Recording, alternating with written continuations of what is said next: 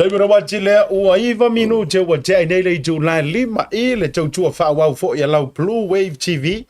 ile nei fo ia so ngafua o le amataga o le deiva ia so aso lua se fulu ma le valu pe asa o wow lua se fulu ma le valu le masina le nei o au kuso lua fe lua se fulu ma le tolu pe afa pe fo ua kau ngalo ia o e ma le tausanga le nei o folopa mfaataro fatu pe fia fo le loto ma le nganga e to e faa wawina le nei tautua ma le o nanga me se fo o le aso ngafua le nei Blue TV Sports Talanoa ia ma tou au na fo i o tou sila mai ai ia o tama whanau rupe wha lele ia ale tātou watunu ufo ui longa i whalanga mai o le tālonga le laka bi e tūta pitau le whionga ia Aumua to o vaenga senta longo wa i kolosinga o le pasinga e mese fo ilana sikoa e o mai le soro o fisiri ai angi rupe na taunu u sikoa le tālonga mawelese i le ipo le lanolangi lo i tuwa vale o le whionga ia Toleafoa Andy Aiolupo furu peki longo wa le tātou manu Samoa a oso e mua mere kuli luma ayo so e ale tangata pela vele le kuri o kamalo a o le vai foi le mau ai le meta o le vai vale va tu fa fonga mo Samoa e o te fia patalo fa de ma fa felo ai lo va se lo e le nei manga o le fia au mo ia me so ka kama ka ko me fo ngi ya lo fo au mo ia patalo fa tu asiata me se fo fa fonga tapo mai le tato tunu de tu la laso ia palo le so ko mo malangi ma tapo ka palo tato e malo huile tawa ta ia siata le yasu o le proclame ama te dal lima ale utou sisina mai o le sifuru te ai le lima ia ai matele na tia foi wa tau topenga mai tara fa to ilo vingo tora foa ora pa piki ka usela ke minga e to ai tau no mai ai malo sia ka malo ia Aumua dai foi sa mo fa fonga mai mo mai foi ia me foi paanga tato proclame minisi foi of ta mata mai foi tato proclame no le Bluwave TV Sports no le la songo fuai o la so amakali vai aso ai foi la kuai ia e sala kuai vai ka pega ka pia me viko ki o manga ka pega mai fengo sua vai o lumku sa o malumku ka o so molo il fai ko la ka ko me ali pe o lua ia e pe o lua ia e o sa o e no sa o pa no mai ka pe fa manga ku le ka le ko visi era so no ngau o mana sa ko ka pega fa ku se ka pega la wa ma ko i mo o sua vai aso ai aso o ka ula so wa ngalo le u fionga Aumua va tu to no ia to le wa ngalo ka malo o le so nga fu le me o la fa per ka malo le ia o la me ali ka ke ale ia wa no pusela mai se ka ma ka ora ngalo fa mai ia ma yo la so ia le o mara ia te fa mana tu o tato proclame ora so nga fu o le to i tu na o le weekend o le se ke mi pico me la va pico yo sa mo ya so pico me sa le mo pico yo la va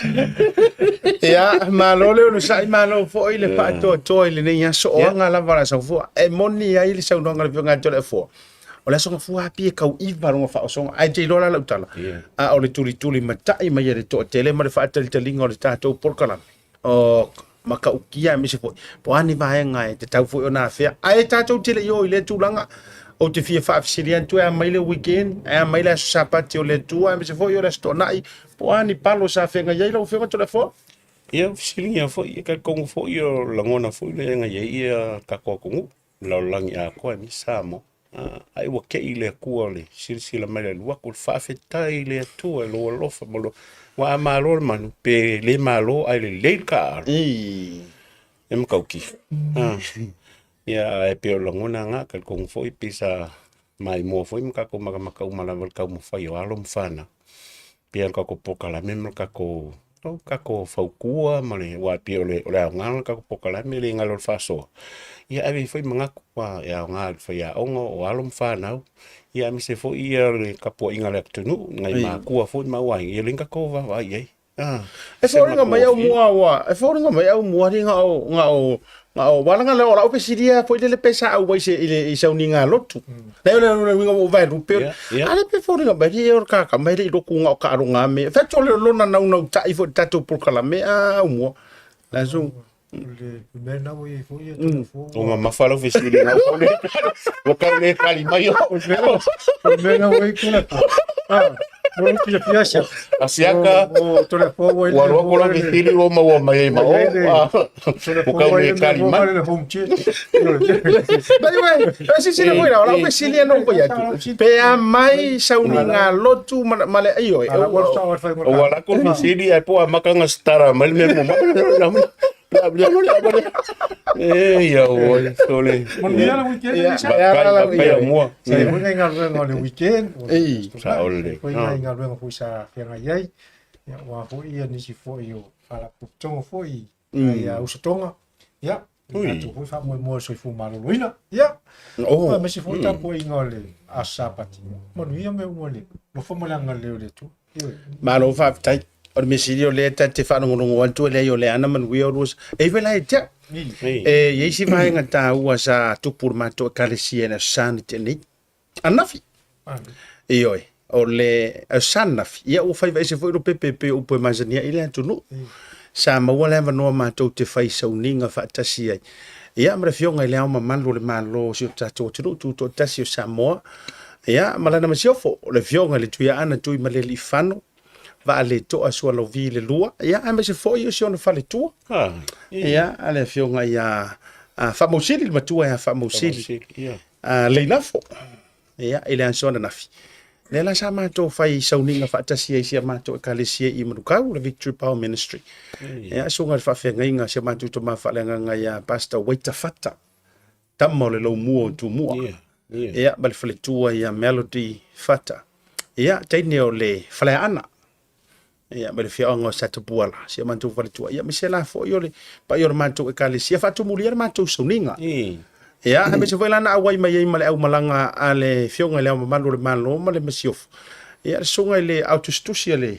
ale au malo le to faulungia ia me se foi la le songa le malo ia mamia no me no lo fia ngai male puipuinga ma saunga le mu le fionga le malo ia o hava no le au maua Toleafoa ma Aumua o le upu mongi lava ia ele na male laina ta o tato uma o Samoa kena longa ai ngi kai minga maua lua hava no ai taimi fo yo soifua le no for sunga le malitoa ia walango kai mo ka longa i fa yanga taimi fa soro le fa talo fa matulanga fa pena ai o le upu mongi o se hava no le au mo fo le nei mo matola to ia fianga o le lotu ia ele o malai te tele pe ona masani ia sila le atunu a ua a fio mai lana fio kama le masiofo ia sia mato fo i tapo inga ia foi na ilu matalu wa fia la afia mato o si me fia la nga o fia mai la songa fi no fio ga mo tra malo fa ia mani ele fa mo me si mo ia dei mai nga tau iyo ma futa tuaile ma le tato tunu ia foi le le na tonu e sere mamalu datu Talanoa ai lau fionga Aumua wa o le u fa ko kala te lo ni si le fa fonga mai e mo wala to timinga al fa karofa a o mato sauninga a toa pe sa vali a ia fa popo ma mato to mo ftanga mo wala na ia vanovo i tate matai tuinai hanga matala mawinga fo yo o le to ina a tu fa ko ma wala tu lo le a mamalu le malo e hanga mali e ko i o se tangata fo i hanga malu e hampo fo lele na way le fa pe tausilia sona mamalu matulanga fa pe ma ia pe ngai sa ngo sa o ama no le au mau ia me se foi pe ia ka kia le malu le fiong foi por sunga le malo fa pe foi me se fo aso skanga kala wa fa pa ia e mamalu wa ka ke langonga e se lo ko langonga lo fa lo tino no me nga ka foi nani ia ka ki e se uma pe le fa pe ko langa fa malo polana ia malain ko filo ia ia le ko ngolo malu le ia o le si me si le akuile wa ki le makango fie mare o le aso me uma ia me se fa longona wa amu ia foi ia o le uso fa pe foi ia sunga fa fenga inga fa tua male malu la il aulot wa mola vango esa le wa ko kilinga makamaka ia ia le wa mola vango ko kimil king oi foi ma sa no mai ma Talanoa tu ma ku fa ia pe ia wa vango le mo vi ia le Io e fa pena o le nganga na ia ola fa sidi la ia lua fionga taimi o ta alo le tato au tele le manu Samoa i lu fu vai taimi wa a ye so tau mamate o vai taimi na pito i va la lata le tau maftanga me so tanga mata ita yo tato tu nga mawangi ava ngoa e maweni tau panga noa e titi pe tele male ma fionga ya o maro me sia sunga no fo fa ilangi folonga Ia moni le lava le whafsiri asiata. Iwe, sa telefo ia vano, mon maho ia le whionga ia polus Vaega Toleafoa. Ia ina hoi vai tau. E pe ona moni ai le lausau nao. Wa vano le au mo, eo foi a mātou ia. Moi la fu talonga. Ia ua ngā fu talonga mo whai ona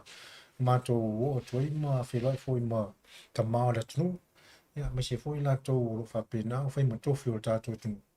Ia vai taimi ma telefo yaso ia atu no foi le tasi yaso telefo na yaso ma mo foi ia no ma to te felo ia o ese foi le ma fana o le pa mai foi o tupu ma o le tunu ese foi ia o malu ia wa foi ia tulanga o fanga tama moli mai fa mon yanga ya mato ese foi la ngona ia ia me foi le o kau mo ia ngai malu si o ko inga mala to fa malu si au se foi fa mondial nalo lo fionga toda fo Ia o melke mingi o lo ke wa ko lo ka faku ia nga kalfelo inga o fonga foi po foringa e me se foi upu na moli mai ya mako a pola la foi level te usanga ia ngof pai ko ka ikale le mang isele le kaua ia ma waso foi nga ya mako ia le professional ka pima ia pio la ka ko pio menga ise ka ko i me ai la nganu ma le loku me penga pila sa ngo mai le al malo na taimi ma par mia foi yo ia to filau ia malako ia wala val nga ka o so foi nga mo ma ko pe ma ko malanga i faf ia la ki foi ma ko ma Aumua i wa i ke mi ma ko camp ai foi i foi sa ngi ngole ia ai o foi na ke mi nga le nga val a wele tu mali we ia sunga foi le mali tu ia nga sa ma ko ia al ke mi nga le ma ke ia ekisa ia ma ko vola ma ko fa poko ma ko ia ke mi nga sa we ia le sa foi o mon mai ia i lumala o ekiso le ke lo la ingi aka nga pu nga ke ia e foi ma ko le manu ma ko manu fa ko fa ma le fa ma vai ile kamala ku wa ise vula ngona emotional ia wa fa manu i kai mi ka longa me ke fai malo ke vifi ai lo roko me la fai manu nga fai it's more like a emotional contribute o fa ma vai aku make knowledge le kama le nga pele i loko manu mala ku ako ia fa tai manga ia foi an me wa fe il tato wa amatanga o tanto programa tau tere itara no wala nga ya fu mai monga manuia a fu mai monga manuia o se nu o tangata matulanga fa pen o la tunu ule nei o la tunu nga muli mali fa ke siang ai wa le vana soifua ele soifuanga fa ke siano pe o tato tere tunu a fu mai monga ke mai ia no winga o monga te tele o tai o mantua o Aumua ia ila to o mafai ona tusi a ina fai mo tatu tai ia ma matua pe matua ia le tu matulang fa pena ia mo ia fo i tato o mafai o ma wifi ma ngia nga fa pena ai ma lo lava fa tai o tu la na sai se mato fo ia weekend o ka fia la ia ai me se vai la fa mato fa polunga wala nga o mafai la ia fa ia o masuyo manto e kalesia ia e faisa matou fa tamali ia wa fo ia le matou fa ma vai ngai la son nafina o mai ai le talinga sua ia o ai finga iru makaro kalo wa Talanoa fa po la kai ka o inga iru makaro kalo mo so wa ngo fa makai e ke fa ia se fa lo nga ngai le o malo kumkumungo o se o fia fa mo ina lo to lo so no nga to le fo pe fo ile i lo ta o va nga le o le mana ia yo no fuanga nga ia kia ngala e isi ke momo o nga le malai ke ke malai ai le isi malai pe ko sili nga e sa ole nga e fa ai on ai lo tu langa fa tu la fa nga i lo fa ya wala ngor ka ora ule ka kingo nga ile tu mari inga ia ko e fa ya me uma ya vi ia mari o mingala ka ke ka ku ai le tala le me se fo yo ai nga no ia o tau tua fa maru fo ia mana ia la tu longa le nafi ia maru me uma le Whai kora weekend. E hui no vai atu pe warua whare fia mai e oli unga ngaka oko e tatu au whanau peleki. Ai tau te o la vai e tatu mati-matinga o le nei aso. Ai whawhitai tatu sponsors company lango sua. Tasi Market and ColourShop ia o le Pacific40 ma le Talanoa voucher. Ia mai se fo i o le ColourShop Samoa Tourism Authority. Ia ma le Maota Samoa Service Station si vaitele le Pacific Family Health Group. Ia le lantou lango longo suaina. Wa fo ile nei por kalame ile nei vanga o le afiafi ngong ka ko malo longa fo mai ka ko amaka mai poran mo kupuro pereki para so rufinga pa mai ata to malo longa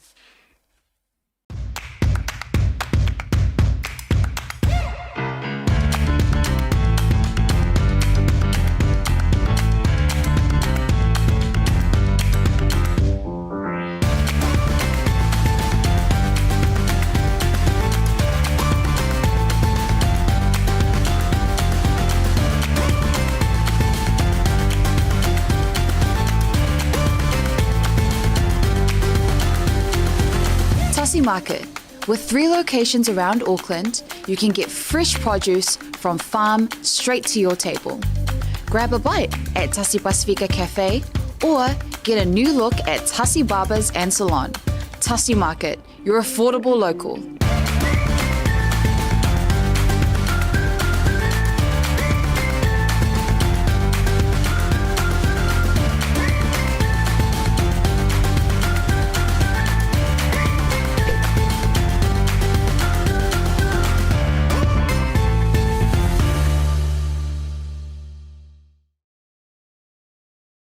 Talanoa. Welcome to Maota Samoa Service Station.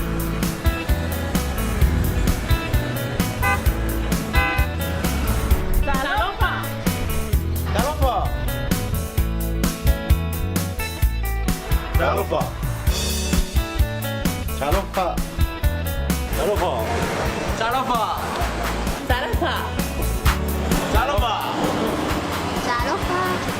Talanoa. Talofa. Ua iai foi au nanga ilunga al Pacific40 ma le maua app. Mo nai tatou ainga, o lo alala i atu no mau.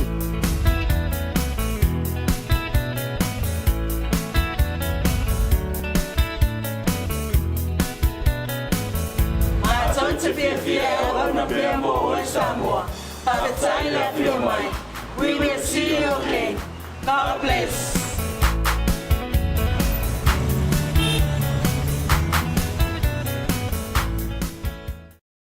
Te mera wati le ua toi tolu minuti ona afale o le itu lai li mai le tautua whaua ua lau Blue TV a mai se fo le tāntou Blue TV Sports Talanoa. Talanoa ngau tā alonga i le rei fo i vanga le fia ma le fionga Aumua to vaenga nga te le fionga Toleafoa Andy Aiolupo.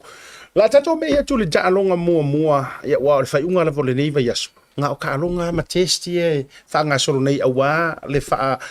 tape nantu i le ipo le lanolangi. La tato amate li ta alonga o te roa le vana tu e tuli matai mai. Ta alonga o peleki i whafo atu o ni usila. Ai mai sore taimi o le ato e pa ili mai ma le aua Afrika le asafa ato i lalo e le o le peleki nei. Tolu suma le lima le fitu te lo foi o te le lo so rufina ngalo po le aunga le sa ta oto ai le lua matematenga. However, I can nearly assure ko ki aka ke le expecting to enga tulanga le sa tula mai now. Sei fa ali ni o rufina ngalo amata mai lo fionga to le fo o fo le prestino tamatua yo le manu sa mo le maftanga lo il temine. What's your conclusions? Ole ani vaenga na e sila yai le lau fionga na lilifa iai mamantele iai ia le ta'alonga le wafua i le tūlanga le nei. E se mai le red card ma tūlanga whapena. Ia, a ka kowa ili skoa e kou lima il fiku. Ia, ka kong fo i ele i o ia leo Black Spong New Zealand whape o se kūlanga we whape ngō whakemkeme. Lai pe ia o le whamui moi umanga au e o fo imam Samoa. Au uma. I ka ronga ia le Fair World Cup. E whaka ua uma. Ai rangi mea fo ia koe e tensi whai la kongi mea koe develop ma koe wha leia polish ia le Fair World Cup. Ia mua lai ka ronga ia. Ia al mea mongia ia. Ia o le ua record ai il whai inga lo Blacks i lea. Ua history fo ila ka ronga le uma. Ua pe ia il whama maunga le history pe ia ngaka le 1928. e se full fiku Springboks ai le lo Blacks o fa inga piko i kelea nga ia sau ia o mai la i lu ke lenga ia la le ko lima le fiku le so ia aka kal ngo pe si le full kalong ia ele ia sing fa pe e fa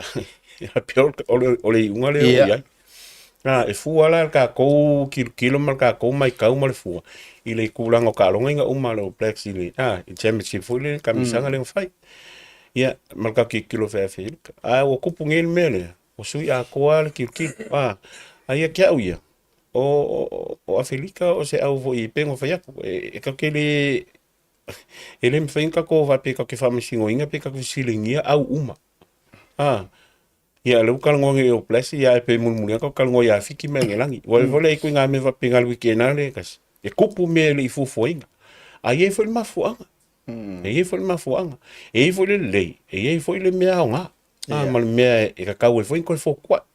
no ai pila bo ko li mal fiku pila lo ki kilo ka o plex la ole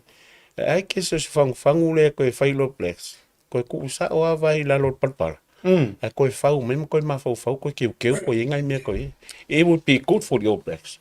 ma lo va tai tole fo Aumua o le asa o e conclusions po sa wa te linga o le talonga le lo pelekima o te loa o le se senga o le tabi pena Afrika le nga mai Afrika ka alo ka longa le ko kong foi la le aula New Zealand ya o le aula le ya le New Zealand le na ye ai o le foi o la to messe o le keeper passing o ke lo mistakes ke le o la ko line out mo kwa dominate la va e Afrika o le si vai tulanga le wo ngo fonge mo ma ho pa wange se kausanga wa ya kule wo kape wa kele mo me wo ma ke sa kele kausanga nga ye o malo le Tri Nations ma kulang fa pena o malo ka nga pa me ka penga fo le e pe la ke mingi o ese fo le la ula ye ko kilo nga le e ka ilo ye ese la va ya ma fa o ka ma ka ka sia e tulanga le la vea ai me se foi la le misi yo le overnoe mo le World Cup ia matulanga foi la ia il tele o Toleafoa ia fai o fa sala foi o tamcha pe o tele tulanga na ai ia te foi pe o tele foi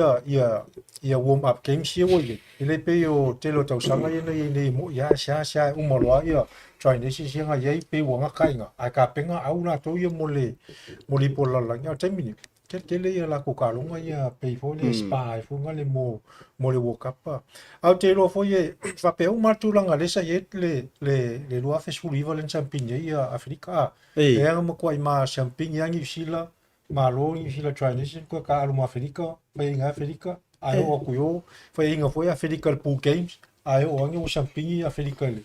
ia ni langi ile final le o le pola la so tulanga la na funga fa finka kelinga ka make ia ke le au ia mala ko ka penga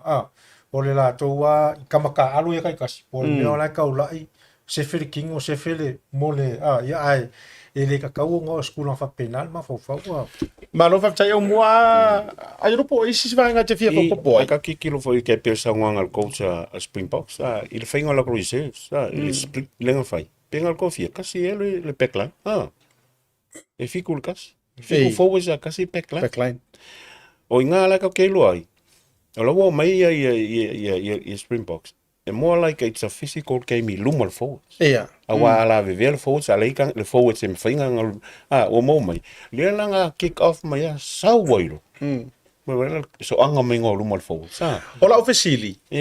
fa manta ana le vave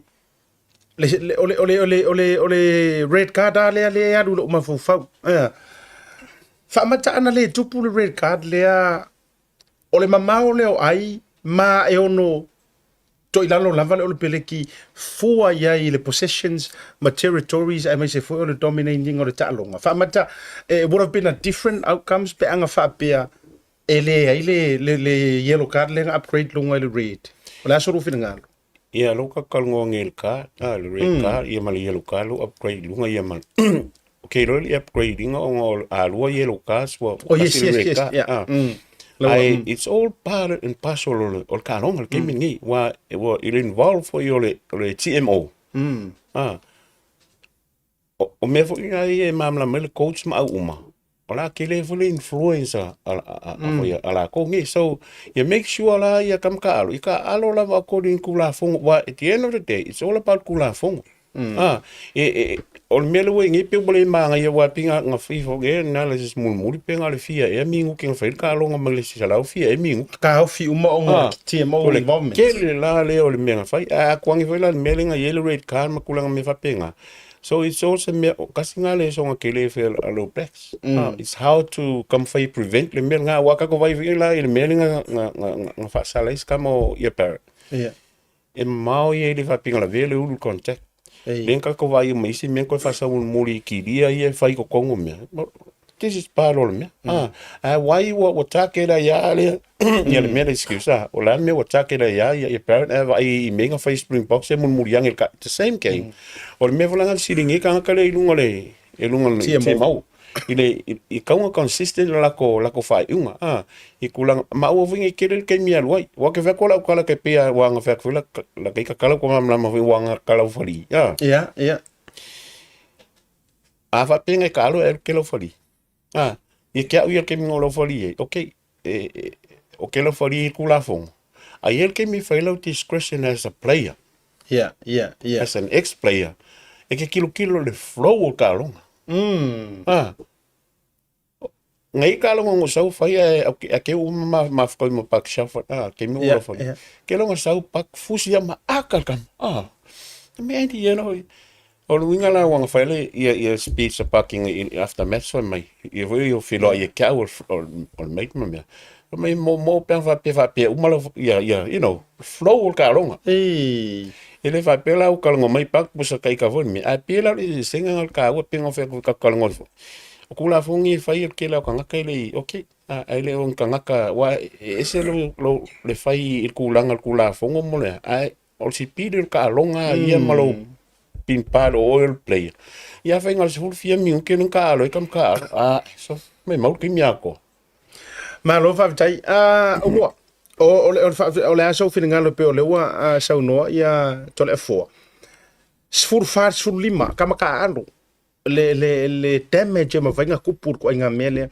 fa mata ana fa pe a to pe le sfur lima ado pele ki se ia fai uli ta longa e ono malo pe ono malolo ile isi tulanga ai o ai la so fina ngalo Yo temsalo tele swinga ina pa pe ese tulitu misalanga meio yellow cards mo red cards fu ya tulanga fu la le tavuna tilo fu ya pe na sauno ya Toleafoa polisi fu le tulanga polisi le nga nga tauna korenia nga ya au ole le kuri lo ikua pakai fu ke mi fai training kulanga penga le sufa ala nga fu ko rua ka kuri ko nga ya workout lola ye polar ko nga defense au tanga ku mai kom o nga le lawa le mafofau ye pe kasi le kulanga waka nga we ye fa ya o le paro le training ava pero e kuri fa forga ka pe fia la vamingo ke pe yellow card pe o I lola ka lo ko lingi foi la o ki kilo fa fe voi nga defense a fe nga pui fa fe nga attack kulonga pe wa le wa shoki ngela o le la ka ko o armelia o le uma ka lo mo sfufa ok le lo voi pe o mange ka lo mo sfuko ai le si le tulanga ke vo ma fo pe kasi le ku ka un ki kilo ye coaches ma le fai se vai nga vo nga ko lengi ya fa ka inga spa ma ro le si sul lima fa ka mo ele va pe ko fu al fo ai ku lo fa o ki kilo lo pe fa finga o ka lo la ye ya pe ala na ta wo mai ke fu ye tulanga le ta wo e Toleafoa te mi fo la foringa ele mo le mala mo fo nga ye fa tam ta ye ro ko lo nga ye pala I ko nga ye manga ele nga ka le flow ka lo le maka la ka ko mo maka pe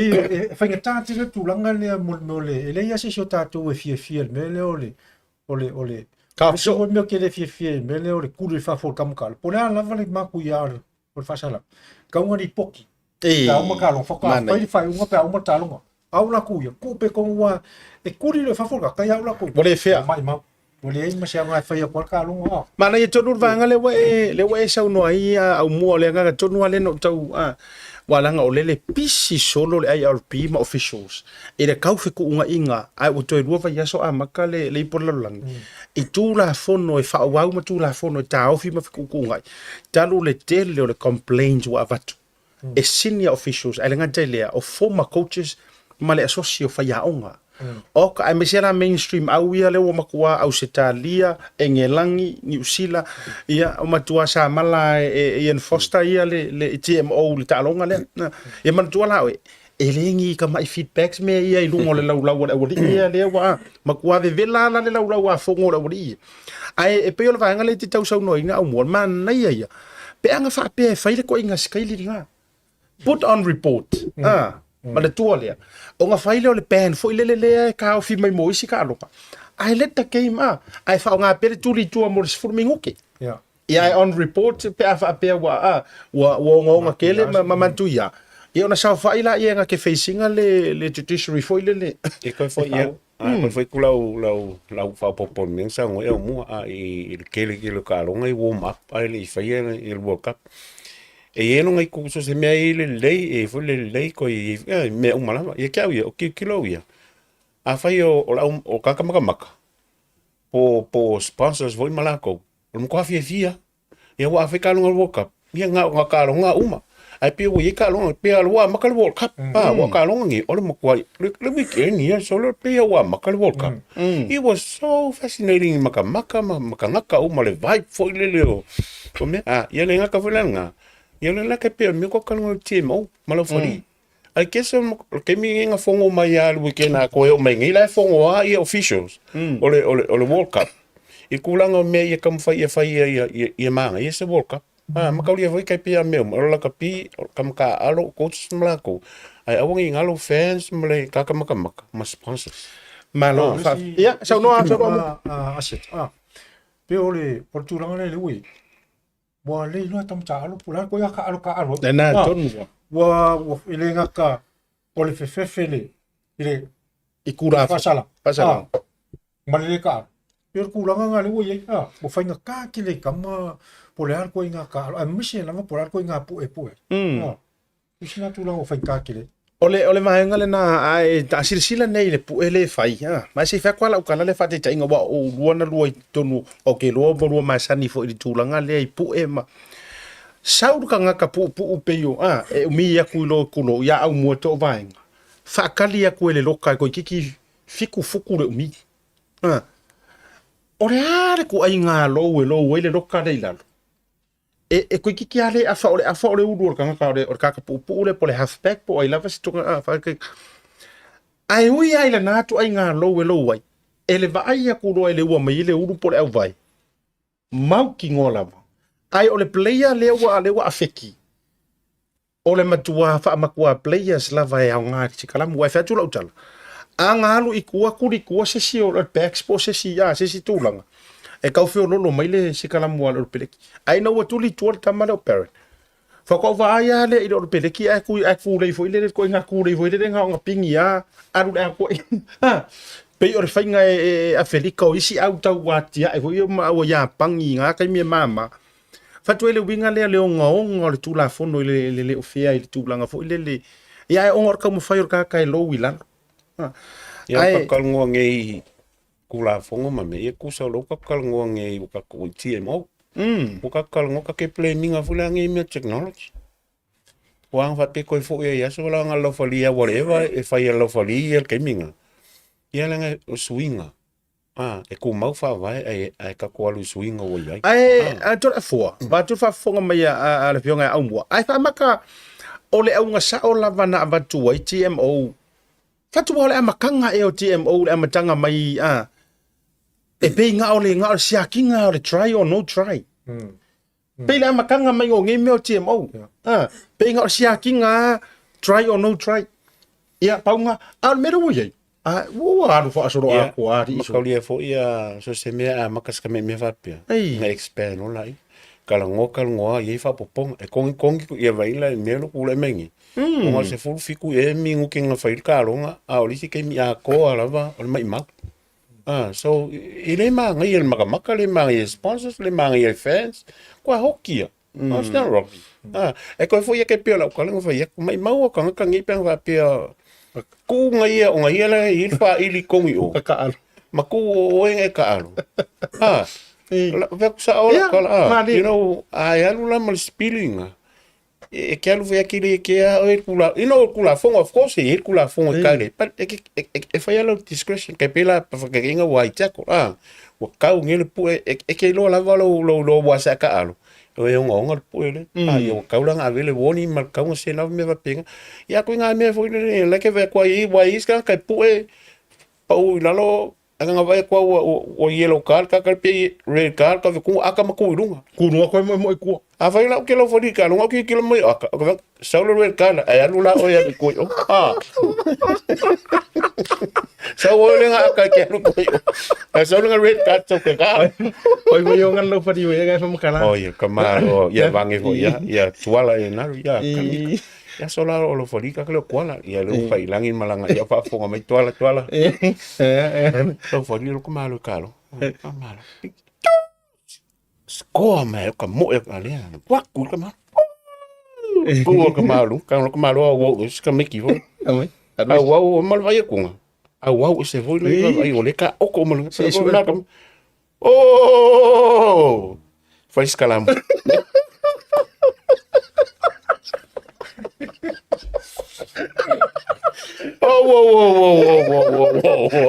faz calam polo fangali malia mai mangyang polo fangali ya mangi vol va ko dia pio ko si ko ara ko le ko me ale mo le kwai ngo o ku yo osso lunga au me malo agua wes ka me ki ai ko malo wo skala ya ko nga me la no manga ya no manga ya me linti o nga kal wa yo nga la forio o ya kal iya kai o nga le loy pa fe pa nga se si o nga fasil e check sa o ade ke ka o mai o fangari mai tu kama sa ko ya ma ka lia hoi fangali vange voi ya la fioanga ma ko I fangali va pe voi ya manga ke lo alu mo ka lo ngai se ko fa lo ngokunga I la ka nga vange voi ale mai mo mai ya yo ka lo ke o kal ngoki le uso fo ya William lo fa ilangi le ka lo la I va penga ke ia ko fa lo voi que malo, vai on mangen. Ya no mau va a me cala si mangen ya sole, como foi aí o mai caro. Então peu mau le o viria mul vai. Como sale ele nga sole ma. me companhia aí eu me Agora o mai sole se fa mole li fonga li aí o mai va que vai fa fonga mai. Nga yo uso le anga fangali nga kai me mali Samoa ma wa le fa fonga mai mo le mali ola so ari au mo ngi me ku bu vai que mierda vai que mierda y le pu le ka kal ngo le pu so que foi guaso le si pu em ka kia mu kama foi e sa fa per ma so me le muri va que foi ya o so mai pa ka ikale me so le kamal ga ke mo kwa ye la vai vai para ninguém me vai sa mo ka kia la ta malolonga se ga pa se pu vai la foi mai ta wa fer ta longa se ta jinu na o man samo. The Color Shop in Matavele can brighten up every aspect of your life, from interior to exterior. You can change the look of any project you have, from auto to home, around the yard, and everywhere else. Bring color to life with our selection of the best paint. Come check us out, because we're more than just paint. We got bush knives and a whole lot more. We're the folks that will help you kick that drab right out. So come into the Color Shop in Matavele. Call us on 25577 or 21527. Drop an email to cs.creston@gmail.com. Oh, wow. Come, God, makes you. Just give me a second, eh? Hello, Auntie. Oh, Mayuko. Sorry, so. Come on, send me something. Auntie, I'm sorry, my lunch, but okay. Baby, what do you want? Barbecue. Okay. Chef, I'm more sorry. Thanks. Love you to the family. Okay. Hello, Vaku. Yeah, Auntie. Barbecue? Yes. We have the barbecue, please.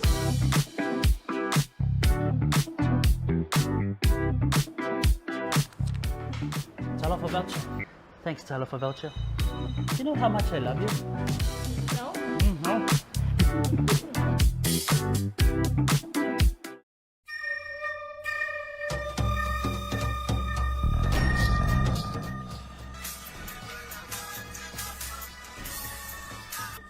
Hello?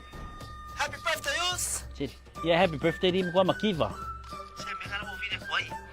Among yung kulos fangaw mo, makulong talo fakagjoy sa celebrate los fangaw yung sa misina. Sorry, if you po. Sorry.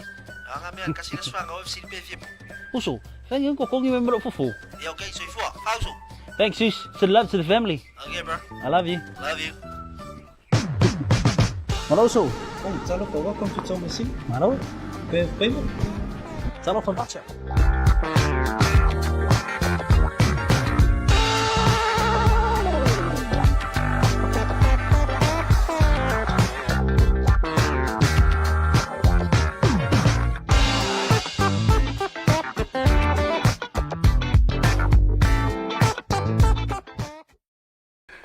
Jali mo chacho por kala me ole sports Talanoa le vanga le via vitos fu minuto tano ni tula e ono le tautua fa o la pro TV me se vo le tanto talonga le vo yafi ya fa so ile la kapi a o ka wingo ko nei pu vai ka no ngale awali ia so vo yo lo fati ai au tatu Talanoa i vo i le tunga male onga vai ngai ono tutupu mai fai unga mal involvement ale TMO wa le la tatu Talanoa fa solo tu tatu talonga male au malosi aielani o le onga le na le ai au ko manga ku ngei le talonga le wa fesu tasi le sa fa ngei le polalang mana tu le au sa ma tu a favor la fo i ono taimi mo e sa fanga i semi finals le na fa ina le quarter finals onga le quarter for the red card le wo we se le wo we use le na matua fa loa mai lava le le matua ta e o le fatu le faia o nga voi e man ko fo le au nga le nga fa rongo nga ave america ma kwa train fa piko le au le fitness ya tu so le si mele le o loa le TMO ma ila tone le effort time and money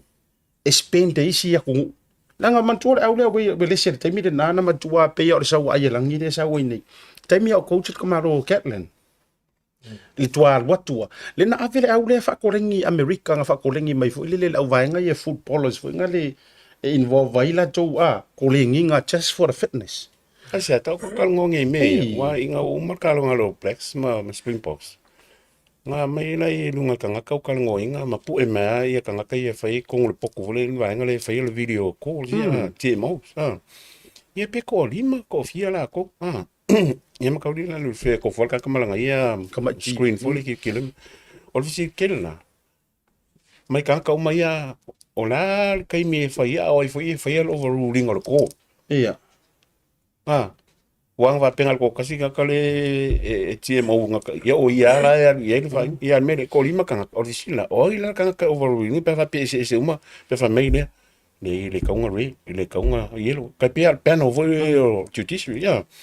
Oila overruling e fai le kola fai unga red card kakale. Ele ngata le fasili na. A le si fasili lo ma fau. O hai kongu are lo farisa.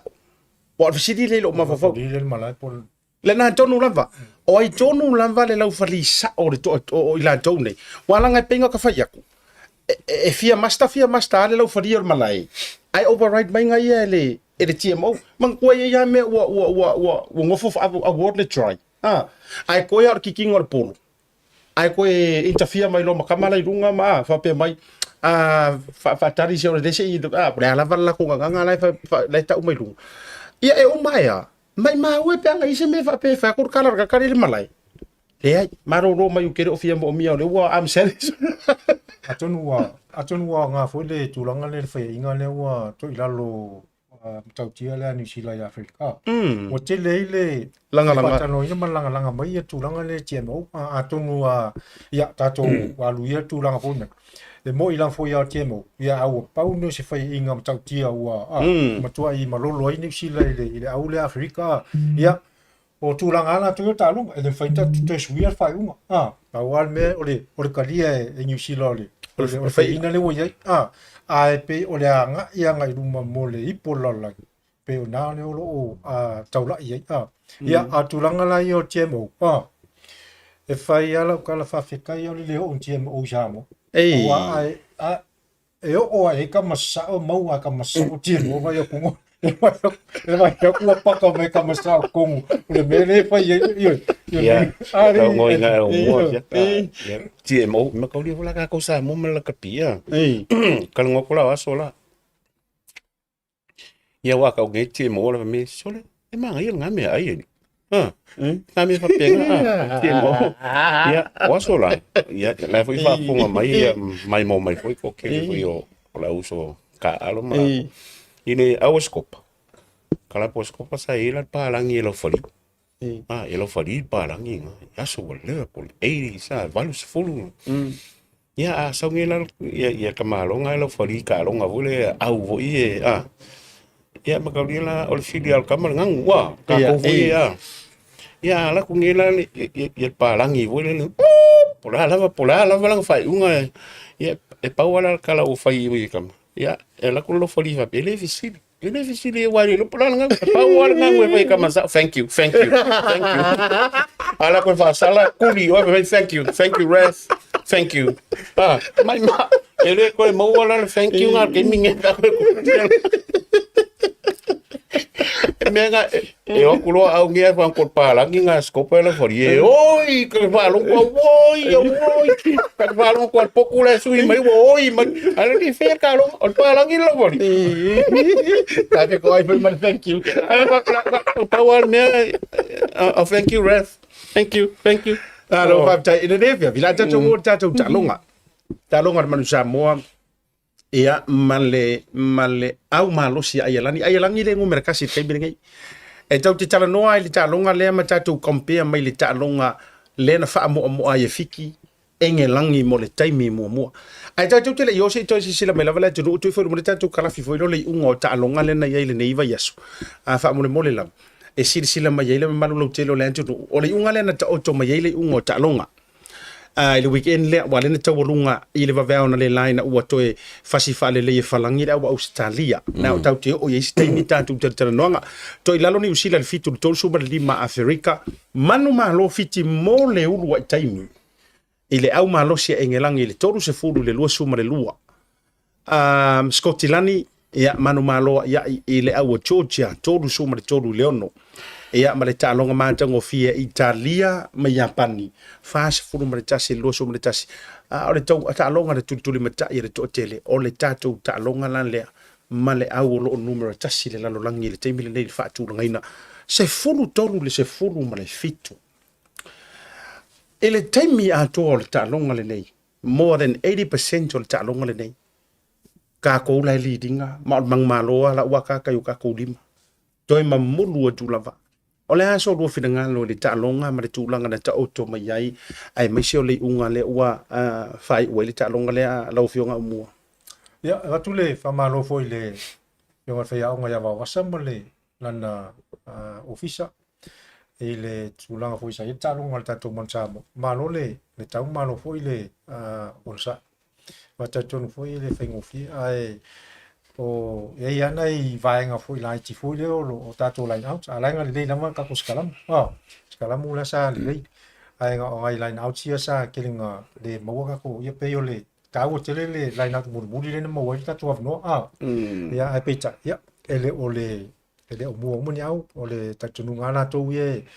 e tele son a tau mo le sa sauni tu le I pola la a me se lava ia le anga e tuel tato au le o le mana ye o le tulanga le tula me ia tato phase 5 ya lima sofa I le ilona hafoina lea Olona control inga le o tātou o le au. E se tā ua pe le momonga le sa tātou te le tano foi. O se fulu foi le whai ona control inga ia kako Aumua. Ia, o le tūlanga na ai tia wala tu o o mia la vai kako midfield ma tūlanga foi nai. Manisi tangata sao tātou wingim tūlanga whapena. O fui ka fu peki nga mia sa ka fu ko sharp pale hit mai ku fu nga le o lenga ya ai o telefo ya na I messe ko ya tato tu si polo ma mo fo ye island ya ta tono le o le ua o mo ta longa le ya la tato wa ya tu le ili polala ya telefo se le sona ta longa le o mat Malo whawtai, Eddie, o le asau o e tanga ele ungor tātou tānonga, ai me se fo yo le mana yo le tau mwhainga sei se tātou. Ia nga, whawkai e wawasa malau coaching staff, a pe fo I au, I kāronga makangofi. Ai pe o whakaonga, o kāronga nge I lini to the World Cup for preparation, ki kilo poangi mea koe whaleia mea whapenga. Ia, I kāronga ia, my number one lau langi, ia makako, Ia kia wa ia lau ke lenga me whape fo men kupu kalonga fiki mai ngelang. Ia ka uku lau langi. Lea wo mo ma mea la ko. Ia respect le Pacifica. Respect le ka pi le Pacifica. Ko ia ngi sila maskali o ka ko ngai. Samoa ko nga fiki. Wa pe o me o ku wa ngi ka ko pi wi. Pingang ka ai me ngai me vo ia pula ile ang. Lo va ai. We can match la ko or even better. Dafa pela I mo pengo fa o le freta le la kapia la lang ka kongi Pacific Samoa konga fiki deu vai a fiki ale mo mau umaya ole advantage nga fiki o le ka alo le super rugby le draw lava le ala o ai le alo fiki le o ka ko kal fa le vai lo fu mai I kulanga me ai foi lo ko ngol ka kalong esel mangai o la ia kalanga ko le forwards Kalmangia. Ne fa lima ongo fiku valu. Manaia te. Kalma even the props. De ovo le uka skami ke ya le lenga suya ku mulmuli. Ka kola in alsu ka Aumua. Lenga mo ka ko polo. Mangia. Ya pela inga wo suya ku lola ia le huka mulmuli. Pela nga lenga ovo ia ilava ngo mulmuli le la mulmuli le Paul me fia mo ka ko mo polo kam fai ko pe kikile over ai malo ai kas ya e wa kong yaku ya wale fikau foli kulanga me ia le play no kula a po wale me finka ko fa pe ma o kai mi ka a vai vola le oso le ngo se ka mi kilinga me ngo sa wa lu ai makaulia la e kaunga I la ko mawo fa o play mulmuli ala umalo ka mo fai la I oso awangi oso I lunga wa e siwa ai oso I luma e sa luma I nga mua you know I nga mo I nga pe nga kele mo ai mfinga nga chat mai I sa ka ko piko I wa venga fe so lu ia fa la ve mo lo fiki lo yo a nga I me fa pe nga kai mia critical moments nga male playing a wa ole ale Paul me fia mo ka ko pat al kalonga ko la ke lenga me fa kai isen mangi ai Malo whawtai vaenga lea ua bolua sau noa nisio tūlanga no manatu e tau te oe au ili. Ma va ili le lei.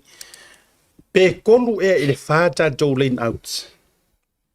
Na le I mautonu ai le wari ia po I kongi ai. No, tatia le overall ia mana ia pena te whai atu. Alanga tau tatu voi mai o yonga ngisi ma capitalize vaenga e ono improve alanga o te whai atu moni lava. Olo mori me whamaro, me whaptaitele le sunga te taimalanga. So a hesa dira mia mala fia tua. Pa fia lava tatou porkalami. Langa lai fatupu manatu. E uma fo e mawai fo o latou fina ngalo ai mesi. I o ngā ruenga tai malanga pe o latou ia fautuaina. Faukuainga ma encouraging ia. Le lai e mawatu I na I vahenga o lua sau noa ia mese fo lungo le tatou porkalami. E whai ako lala ukala lea. Tolu le whāta tō line outinga fo ele I whapeanga contestinga o. Ai rei mase sikako champanga ia. Langa I fo le tātou line out le afa mua. Le fo ina tātou le lanta 5 mita mai le leinga score. Ai pe o le tau tupe lau o te leiloa iai po le are tūlanga nga sanga vale kwa wali ia kukongi mai roa le huka le masesi ngauso. Yo la kala o le kope lau. Se o kaka kailo ya ulu. ke mi le fa sala fu le e mai fongo wo kiki so po nga la ku Over. alu ku kai mi fa penga Yeah, you know pe le fa pe o la o ne ma ku le Ele so ma fa le- si po nga but you know being an all blacks ma me uma e ia moments of kanga kai in ma fo fa contain pe ke mi nga au me ia second ma fo kiki wang va pengi e lo nga mal kai mi yeah, but anyway, len koy mo wala vango koy fa la mo yo fa pe this it ya ke wo le ai o moments fa penga sa unga ya kawanga ya wangi wa o polo ka ko la na polo ka ko skala ka wanga iva sul mo ku pase e mo ka ko Le na tonu la. O le wan tangia mai a mua so fina ngal foi. Wa tasi le vaenga mata maturi mata I mai le manu Samoa ya so a tausanga. Sa ka ko struggle ke le sikalamu. Peitai. O le uma kwa se kiari ka ko sikalamu. Ai pe o tato tau struggle la vai ka ko tampas ma le planning o tato wa o ka ko ko si time online out a umo. Ya ole si watu lang ai I line kim sang fo yo le timing mi fo le off le timing fo ngale ole kongi ma le kangka le so ai ya una to ye lo o pe ya mele le fa ma faina set piece ka u ke le la wa makanga o kilo fo ngale tulanga le wel ka ko fo ya ngalu lu la va ka ko set piece si kalamu ma line out ole si la me ka unga le la valo ya ngai ka ko mistake ka u ke le pui por ka ko la ngai le pui e o foi la ka ko check ya wala ko o le o kai ya ngo ke lo kai ka ngo a ko le lo ko ngunga fo ngale le a check ka ko mit fiore kwa run na le nga ka fo na le run o le mele o le kom fai fo le ya keep le polo o le nga Le lusi al mena le mo ko ai vai ngi kai mi nga hitter ka mo le manu mi polo nga run na ya fikia kai na fia anga ko pe fo le o pe le nga fo nga le mo ko ma sa le mit fio sulo suko a le mo fai fo e ka ko wingi nga mo le po pe le fai nga breakthrough ka ko le mo sa le mit fier ma sea o positions here Ariel Polo, Paul Mela, go your advantage line, I vai closing it. Paul me your over my advantage line. I will have him lam quite cool yo. Well, or on fico valo. Nala, e mo e sulu po suco. Paul me mo e o. E nega pela mo yo wa ma. Ai Paul me me fai al menco. O mel ka vai ka ko au. Yo disia me ole e lo le ai alu lo ai lo ko oilung. Ia o mo lo nga ho lo lunga. Yo fai ka. Ka fai la ka ko ko fia ia. Porque falei que ele o midfield se vai e pinga como foi lá a wai pola lo fiti ngom mafa e loka o ro la walu lunga si lunga ma kwa e pipi ko mais como vai ia man e loka o ngi nga e pa la vo que lalo a pipi ko lo manca mesiel polo o que nga me con nga ka nga fai ka ko nga e kingo la ki ka ko midfield you know o menga mo me ko kia e kolengi e fai i kam fai hit lalo ia vavelus ka ko secure polo ole si ku langa ole le center once I can break guy feed lo si kai ka mo ka fu peki nga nga vave mai na ka mai pong ile ko mo se ko nga fu peki hit lo kene lo ya la kia le ka ke ka ko mai la ile api vonga le ameo ku inga se sia no mana ya o me ya ka ngo ki kilo wa le la o mai ya warm up game si le la ka ko ru me le ko le la mai ka lo uma no le top team mai la ka ka pu wa ta wa ma nga le a lo fionga Aumua le taimi le na sao mai ka ma le o taleni seu le kai vanga ka amilo mai ai sao mai lava mas leva ngo ka fakari pe kai fulu mai loa ka ko speed star fo ngale fa ko e so mai le lenga nga fia ku ia nai ua tu para la sila le ai masesi o le lenga fo ngale fa toi fo le winga de ta ka ko vai sao mai ko lima wa o ia ngai o longo la ko me ko ko alu le kong yo ka ko vai ngai ka ngai fa fo ko makau anga ku yenga he was open la na va ngor ka ko wingi tu tau ai on mela communication sa o le le look when you have the ball e pa on melo ki lo me ai ka walo ia malisi me Yeah, communication. Ini o kalangoa. Alu polo ko. Chiko. Wala ba ngo ia pe ia fo mai le na sapa tu tonu. Ya, le fa fo. Ka fa kia ngai. O ne ria fo mai. Ya ma ko lo sal kon kuma lima. Ya lo sal kon ko lo sal mele defense. Ia le na. Kusa ang avea il mele ko so wala open e nga ka fa. Ku so me manga ke lo ale wa lo fo ya pa ma o me wanga mo nga siko. Ole faatini lava tatou matulanga i le faauauina o se sa o peona wae o le kau ke makamaka uma tulava e mese o le tulaga nao o le sivaega o te fefesilingi e so lo fenga ngalo o le peisi o le taaloga le tau te taalo ai e koe pea kula ukala ia o te leilo ai wai le taimi tati tilo atu pia kau le malia lo kaloko le kau faapea loka mafaufau o silou kele le fainga le afor ki livanga o le polo le amtanga o le taaloga but wo koe ma fau nei mo fa peifo ai anga vave nge fo ila le afa ma speed le talonga fa mata tau te ape to le level le o le fitness ora unga fisi wa atu sisi na ngaro mai mofo ke le ar kai mi ka slow ele half back le talonga fo ile le kwa koe mo me ka mai ko va yaso ile sik le ki soro ku wa ya ngor polo fato a e se mai ko inga kama fo ile ngar palasi lele e fu ala va ile me ole kup wa va pe ka ko le polo le ka luma ma ka le aula yo ole retrieve le ole nga fa le ku sa ku e mo la site i le nanto noa e ko recap ke le ame fa ia wa ko regroup multi-face ya le ko ka so por ko o singa area ka ko kilo ye ka ko wa mo le la site ke mingel va ia alignment mala ko pick up ai alu ka ko le vai la kula fam kalanga ngol kulanga melo we ngil e coaching au le voi mon mau ia mo ma le voi fa fonga me ke le me wo ye me voi lo structure kusala walu wa ai vai ve ya fiki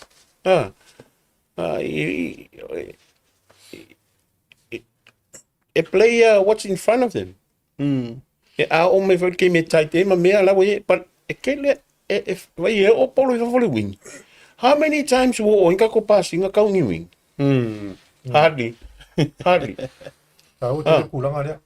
ole ko ka o fil polo lo ka mo le ya me se voi la le kulanga le we le we ka ko fish five flu kon so inga me ma si ka ko ka ko ya ka ko ba peon sa ngo ya Toleafoa ile kulanga le wifi kia le speed le man ya una ko o le fitness le we pe al vele le ka pa ngoi le ai le ko e playing al fitness ai o la kuri mau ko la ka ko kuri pe le kulanga le we ka pongi fo le pe ang fo ya kwa na au kilo pe le lunga lo ka po le ale swinga ma le fe me ka pongi fo le wo ko le ya ka ko au mtulanga ma ai kia le lai au una ko mai afiki ole skai di ka ko fa Pacifica ole ka alu fa nga le flea fa nga uma skio se ka ke ai le ka au ni ka como fa ye ngokar me se me ka fa ye e sui ya o ko me kom ia pe la ka ko akula va staka ya ma ka ko como fa ye structure ya ma structure ya ia uma ole fa tai au mo ole wi ka tonu ana le ofisili le o ke fa ye kua ma o ke fisili pe ma na yele se no nga le fionga ya au mo o je le tati wa o mai le plan le au ma le management e yai le compagnie le wa nga fa ma fitness but ila tilo lava ia honest truth ila wia mata ma le mai mo nga to telefone ma to na mai mo ngoka identifying nga players ele Afrika longa mo kwase sela ole ala foi la na ya la uno tama fa apia le ole me tonu le wa mangkua e fua foi le mingo ia le afa ile kala le fa mer cap king fa toi foi pa fa pe mer cap king ile peisol ta longa mer controlling ol ta longa ul va vem tu long pena ke le isi time isa ta una tato pressure inga ile offside ai le ma faina tato fa yer va hanga le na ona nga le mawa seki ia ko kiri va kaku ia fa vera le va ve mo le attacker ya langi wala nga tau te fiu ko ki fa yaku ele la ronga mel lo fodi ngai offside o si time e o met pa ko lo fodi e pe offside el back line ya langi pa e tau te le rely me fa penga ele time o le talonga e me so la ya le momentum o le talonga ai paula le va enga o me fai o le fisili la e la walunga lo ma fa are we up to the fitness wai paua le va enga tati tiro counter inga le masalina lo sauno a le fit pa polo a le fit wa pai wa fa ku pasit po a le fit wa le sa wa fa au kafa it all come down the fitness. Do we have the fitness e mo mia mo ta no ngade mo le woka lo pa ka ngo fo le fitness ye kau ya o la wa fit ka ko ma le ka ko e fu ka ko we were playing the number 1 in the world. Eu vou que me kako defender kako lá ingal kelo kemi. We were up to it. So e ko fora lo ka lo pu lo ia in ngal wengal kako au pu puingol kako lá inga me va pe. E we ko lo ko score a kaskako. But ole e ve over charging or conversion nga fai nka mo e mai ta mai tene poloka. Wa ngalo ai over ya Wal mga yung ame, o may mga o instinct, o may kupul kay mi olay fay, fitness sila sa ngoy nga fo. O la wo yel ka ko ako. Ko pa wala mi kay pion mi ale ko kalmo, ika ko i mo wala mi ale i kam faya ka ko polo i ro ko i ungi wingi ka ko po. Ine mangi ka ko passing au ka wi wingi. O saul fu peki kong pingi mai kong walu fa pengi, ele se fret kele la ka ko ile au la ko mai o. Pawala mele kal ngoila ko maloka mai e loka me kongol fo tsa e ma ka lira fo si ka longa nga ka mala yo ai oli si me kal ngo ko wingi la ka ko kam fai ya i kicking game porque ele yo kicking out na full kiki songa kiki ele skemi no kiki mai e firo yo ka fo le ele ngolo so nga right wing e kiki me sa wanga ko kong lawo kiki mai mele ye kam fa kiki o me mga ya o ko e kiki nga le kona nga yo ya la kala line out a le pressure mai a kiki la ko ale pu line out o me mga wa so ko ngi wo ke le la ngol ka nga le fa ipo fe me ku yel polo pe nga me nga ko ki e o la i box kiki le affect me va penga ke le o kiki e sa nga lunga ele mo sistema mo yo me mga fa mo le va ma nga ka lo to matene ile fe sa me fa penga e ka fa ya slow ole mengol polo i ku men ka polo ka fo ia kiki iske ni pe lua e pe toru ia kiki na poloka pe mo wai kumu ni mole o ilan toru le poloka ina ona inisio vai nga fa pena ai fa fele tu langa i tanto inisio la umanu le si vai nga tau te yo ila to manu o lengo vai ko ke le swinga me o tanto au me au le santa aloma ile mal paperials e inisio ilan to le me se for tanto backlines e tanto bing ele to mo mistanto update le uso ya pen lam po le ale tu langa wa ya ilona le manu anga ilona tudi le na ta le na mafu yona ai o te lo fo ila ya ile te mile nei ile fisu ya inga po le ala lu ala sa lu mai tau bono maua se furulima mua a mataina le tanto au le por le langi ma la to ame se foi tu langa fupeki wale fo te mo mole wa to fupeki mai sunga ya tanken payau io ke lo wa bongo mai e mo le bongo ya wa wasa la ko coaching staff ki kilo ye oi foi la len ku le bongo mo le bongo le io lo wa bongo le ke no fola o ia fa msingo e pinga ti give enough for the select did you put your hand right up or pengang ku like ke lunga loli me la nga fo ya lunga individual awai lu fo le marie kala e kusi el coaching staff y el pes ai usu players o sa ongal me o la le plan game plan me fa el coach ai fa kinga kam ka alo fula only la ko le me afa ya inga they need to la ko ownership por kulanga la kamalu sal kalung but not the coach o me langa I mam la makile ya pe o me nga I vai ngo me fa pengi I selection o me ke lo vula la wo ye le ya ka yo forwards ko fi forwards le nga maka le start o kamale o le seu taleni seu ko vele men ka mo e mai ko ya a fu le ka ngaka le loka on kwa sawa you know all effort inga mal ka long o ka alo e offer number 5 I was so I ka McFarlane pa pisia tabana ona mo ko imang ya la o ya le la wa ta wo ya tamo ye toru origina tu langa fonga ka singa option fonga le mo ka kola na wala ka ma ya basketball ka ma Ia McFarlane ma Taleni. Kama basketball la u background fi merkalo. Yo kama nga sa kung ka ko tackling I line out. Por mo lunga Ioi. Awa kama nga oso kama. Awan menga si pi ya kwa yelo ringa si. Ai oresi nga tackling ka ko kilo elo ri. Kako kama ye leke basketball mela le oso. Ika ko line out sila for mo. Mo ka ko po. Yes. We had the fair share or line outs. Steven Loatua, or for your Kamikile or for your McFarlane. Like I said, I'm quite impressed. I'm fear. Oh, Kalimanga. You see, me whatever. The coach need to be creative in me if we can coach strength. Why not? Finding me we will have a call PF or PL7s. What okay, I have short. Lava ko ko nga ko nga kamay e finga pa. Wai mo e umi e fai fo umi o la uli. Ai mana ye yo te mi sa tato mo wai e tato polo line out. Wai fa kula kala back in ka ko au. Pa ke mi ia sila vai fa. O ma ko vule nga fa ye me nga le kong isa o ai kua ka mo en sila kua. Ei. Ai sia, nga mo ke lo. A veces me maluma I la nga mo ia e contest iluma os ka le mo ka ko polo. A ko lo la me la I fa ko kama nga e va ve iluma I nga mo ka ko polo. Kung isa ko pa stand fanga ko yo ma ko kung isa o sa awal me kuwa ai furu ai valu po le ngai lo mo fule I chat fa fule ta o sa o yo fai me ka ko strength fi mo ka ko polo ya e fai fela ngai le kong ya kula sa o fur ka ko kongi ku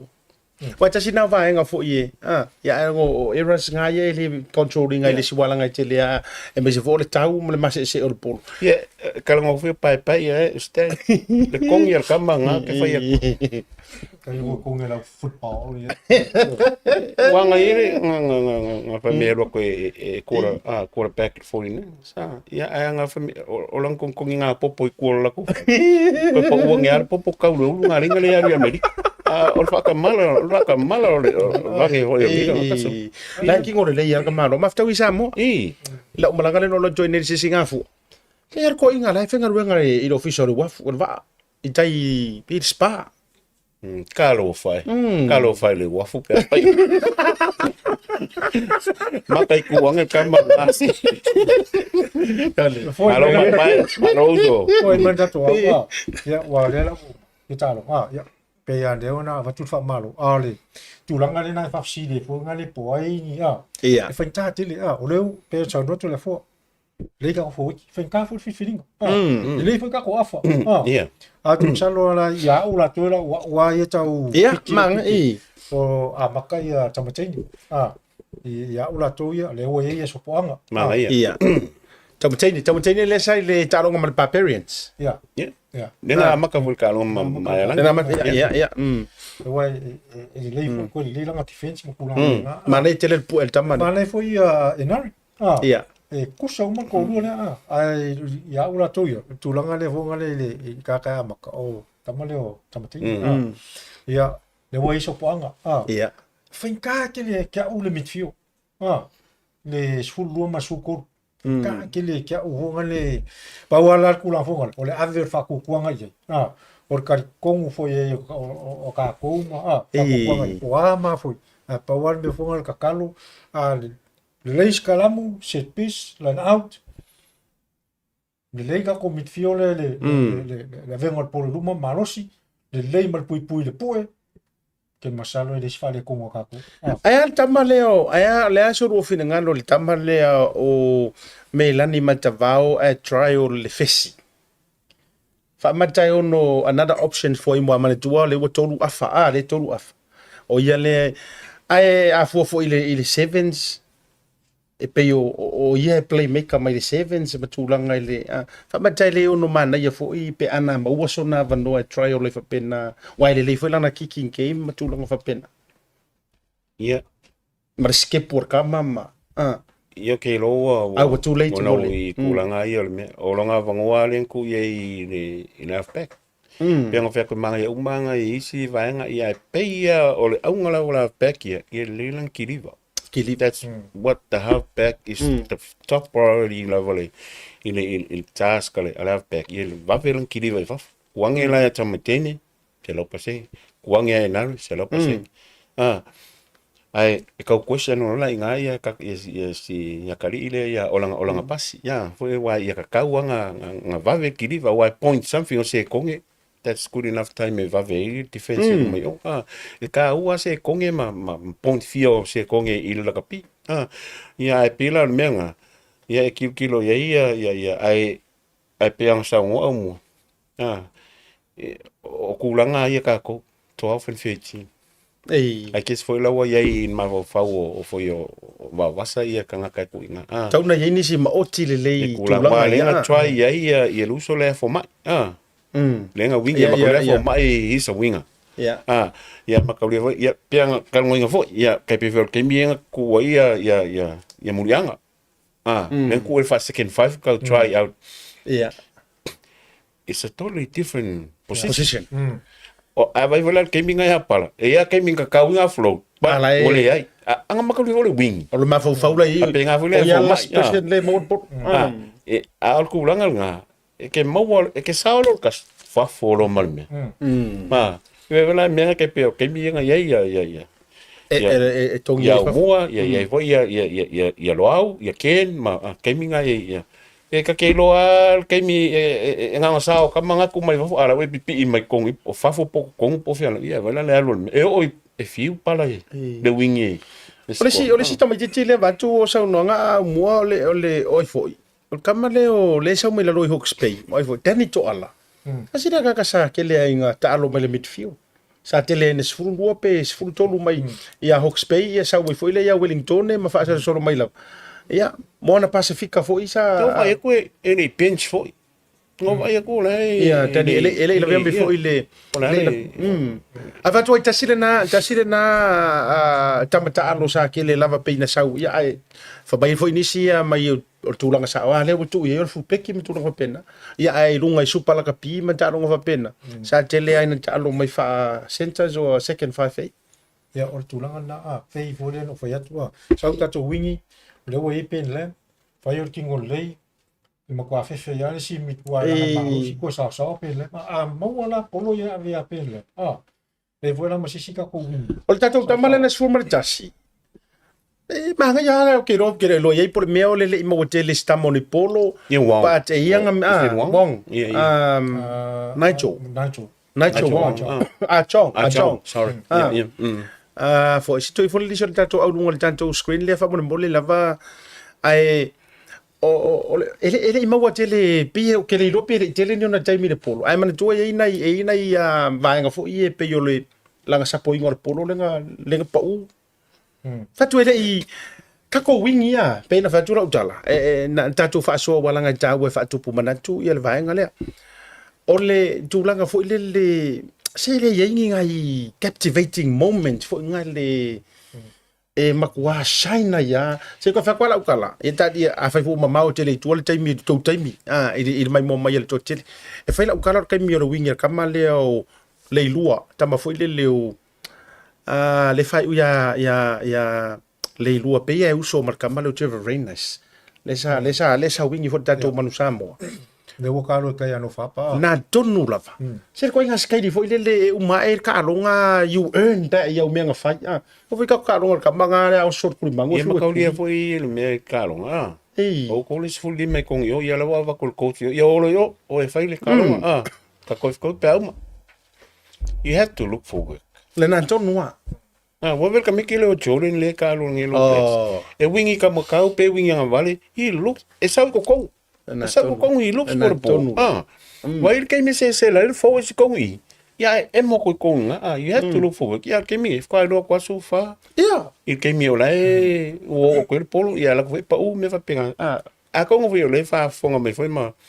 e o mai ko kongo a mi se que me ola o il fo is foi e nga mi foi ko ngalo fa ko wan me it's all communication pe nga fa ya ko que me muso kwa na woso ko iranga la woso kongi ala wo lo ko pula yang oso ko menga ya melengi ya walwa le winga na le peto ela tala wa akwa ku kingor ka ko winginga I wingi mare ko tau fainga ed firo high pola struggle la uri ia la tilo ya e fua mai la utala ita longa o matu o poro mawulunga lava e te le lava inga a fua I pasenge mo aku pasenge o le mawar polo ngai lo pasenge o sa polo ma nei fela mato fela lenga kilia mai ya le lan tol polo nai tua ya telefone tai mi e korapin e mawaya vanoa tu o le tatou vingi ai kau le mingo e ke ngala kol polo le ngala ko le ku es kamikile o wong ya ia makauri o le kiki mea le ka moi kua a ki kilo va peru makauri la le fainga o le mea ka kaunga e vave o e kampai ki kilo mai polo le wa ia linga sapos ka meki linga fi kilo ma pat o mea umanga se pe ang sa ngo ia mo this is all professional players skiers foi nga o mea ha e ki ka winga I lo to sa the basis ki ka le fa ya ko le coach ki o le mea le ia ngale polo ma oi ia ma le kua le maka mai lunga ole mena ia saua e kupu me va penga wanga kele foi mistake ka ko ngwa o frustrated but o ke frustrated Paula me tata vai toi o tata o tano ngar kere nga mo mai runga ke mo o la vale la o di la ko kala wi e wala nga e mana tu e fa poro se poro ya oi ko ro ke ma ko ro ya reaction mo o mai ya mala u Saramonga e lau mai runga. O me finga me fa ya o nga male ka kai malanga ko fa ko nga ya ko a fampo se pol pe kusi me ka ule ngola ko inga ka ule ngola o ka mar ka me kiki au nge ko vai ko lo vale mas ka ka ngola o me ole maka ku ma mai mo aku sa mo malala ma vo wa kupu se me ka ule ngola ko inga ma ngai fo ngai mo wa ko na ngari ya so o sila me o ska ka pe le masanginga nga fa se kala lo vale fa palang ai o so me amare Kele o mora whakaipunga e sau e ngua ngari I teimi e whaile mele ko whea ko ia sola ngangu mai thank you Rev thank you ya ngalo ka me tira ui ko au mau e le leina vai e le leingi ya tulanga la ko ya to foi merta to le le ya mengi skalamu line out set piece money ke masalum kwa ya Fenka ke le picking o le kako au foi le a temi foni manga mia foi ya kako impact player foi ka ye le la wa ko kong ke le swing ala ki fai manga mia ke minge a masha le fa sa ngi ko ka ko ka mo mo ka o ke le e wai o temi foi la ngi mo kwa le ko ya si anga yo angai lo ye se if se kai mi ngi ole ku wa ye le kan kong wala ku ya la ku yo ku la ngi wa le si me vo ngal ne fa pe ko I'm sorry proud yeah langi la ko forward mo ngi ngo mai pingi ro practicing me ale ku le ka ko forward kalam ku le ka pingi ale ka ko long ka vale ka ua ia le weight o kako type 5 ai me se foi la ia loka mal kako loose forwards ua I mangai o kako loose forwards o I maloka so mongi le ya a pe fa ua uma ka longa ia e se la le si le vole la ya me se po e foi swinger ke leo o ka le la ka alo le ta lo mal ta pe foi nga le o tulanga la ku ua le pesta au kai mi umma ka longa le wo kap malo after ono ole tatou taimi o taperanga le tantou au o te loele o koe lo ko faro no koe ka ko karonga fasam sa mongo le koe kasi le totoe to confirm man to the vessel fo ona halo lo le tatou au mo le I por lo langi o te rope to lo ba yeso ona amtarielo le por la langi le tala malai ni usila ma au falani ia tatou mai le fasi fo le tatou faso le fia fi se le talonga le Australia ma farang ia se foi le tulanga tau mai le talonga la ura falang ia e makwale ya se me foi le kau fa ke me le au falang ia la ku ka penga ngai fai nei Aumua ma tole fo ia mane tele le talonga di ta ma lo se tele la ura falang ia pe an fai atu o lo taula I la va ia pe ala fai mai Eddie Jones la ko fa kali le wo ia o tulanga na o talo falangi ne ka lo falangi di ia e makua e kai ku sala va tulanga le na ia di sila ma tulanga le foi na I falangi ni ta o nga le kai lo ye po pa wale me la ma fo players ia o le kan we fo nga le se o talonga wo kapa it's boy po le fo nga le ala ko ia o le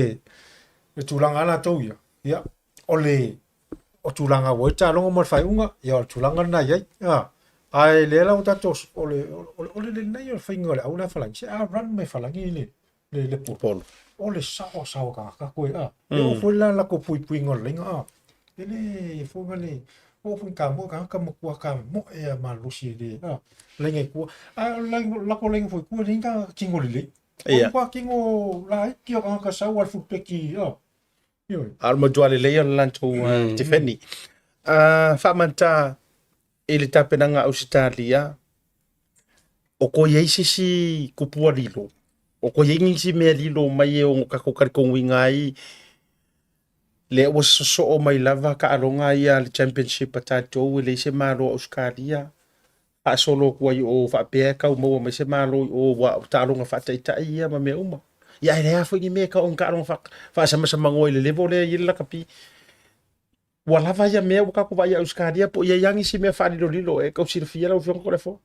ia lo ka ko ka ngoi Australia ia ke lo foi e fe lo ko Australia engela ila ngona la ye makula nga pinga foi ala e winga malo ya ka ko a pe o au nge o la wa isel me au ke lo a pinga va ko wali right out winga ia Australia e Jones mala Australia le ia pe o me nga a ele me ka kilo ye foi le o ke questioning al fitness e no le fa pe o la wa but pe o menga ke lo a kong wala wanga i vai so i makalonga i ka pick up fitness la wa Australia ma me pe ai ele fo i so fam kalanga mo wa kule shout out il coach Fiki pula to Simon Railway maloso for congratulations ile malo lenga malo Simon foi nga kalo Fiki he was a good player vai foi aí menga que vai conhecer mas ngaiol kanga alo ma kuil le ole kong yo asa ko ngofa ku ima fai kong ma fai por kala ma le kam ka alo malo va tai ia te le swing ala ofiki mi se ngi ka usanga ia le kalonga le mai ngelangi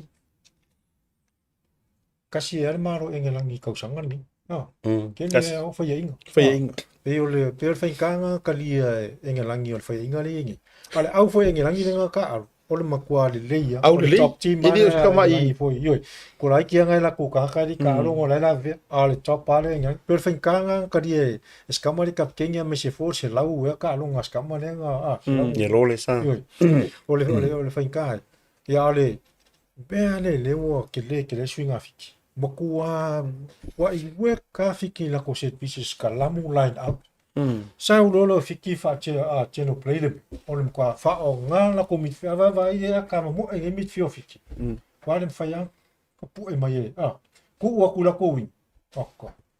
ora matua sao ole ko inga ma le flera ne de ka ke kan mo so le flera me fa la fo le wa kwa ka ma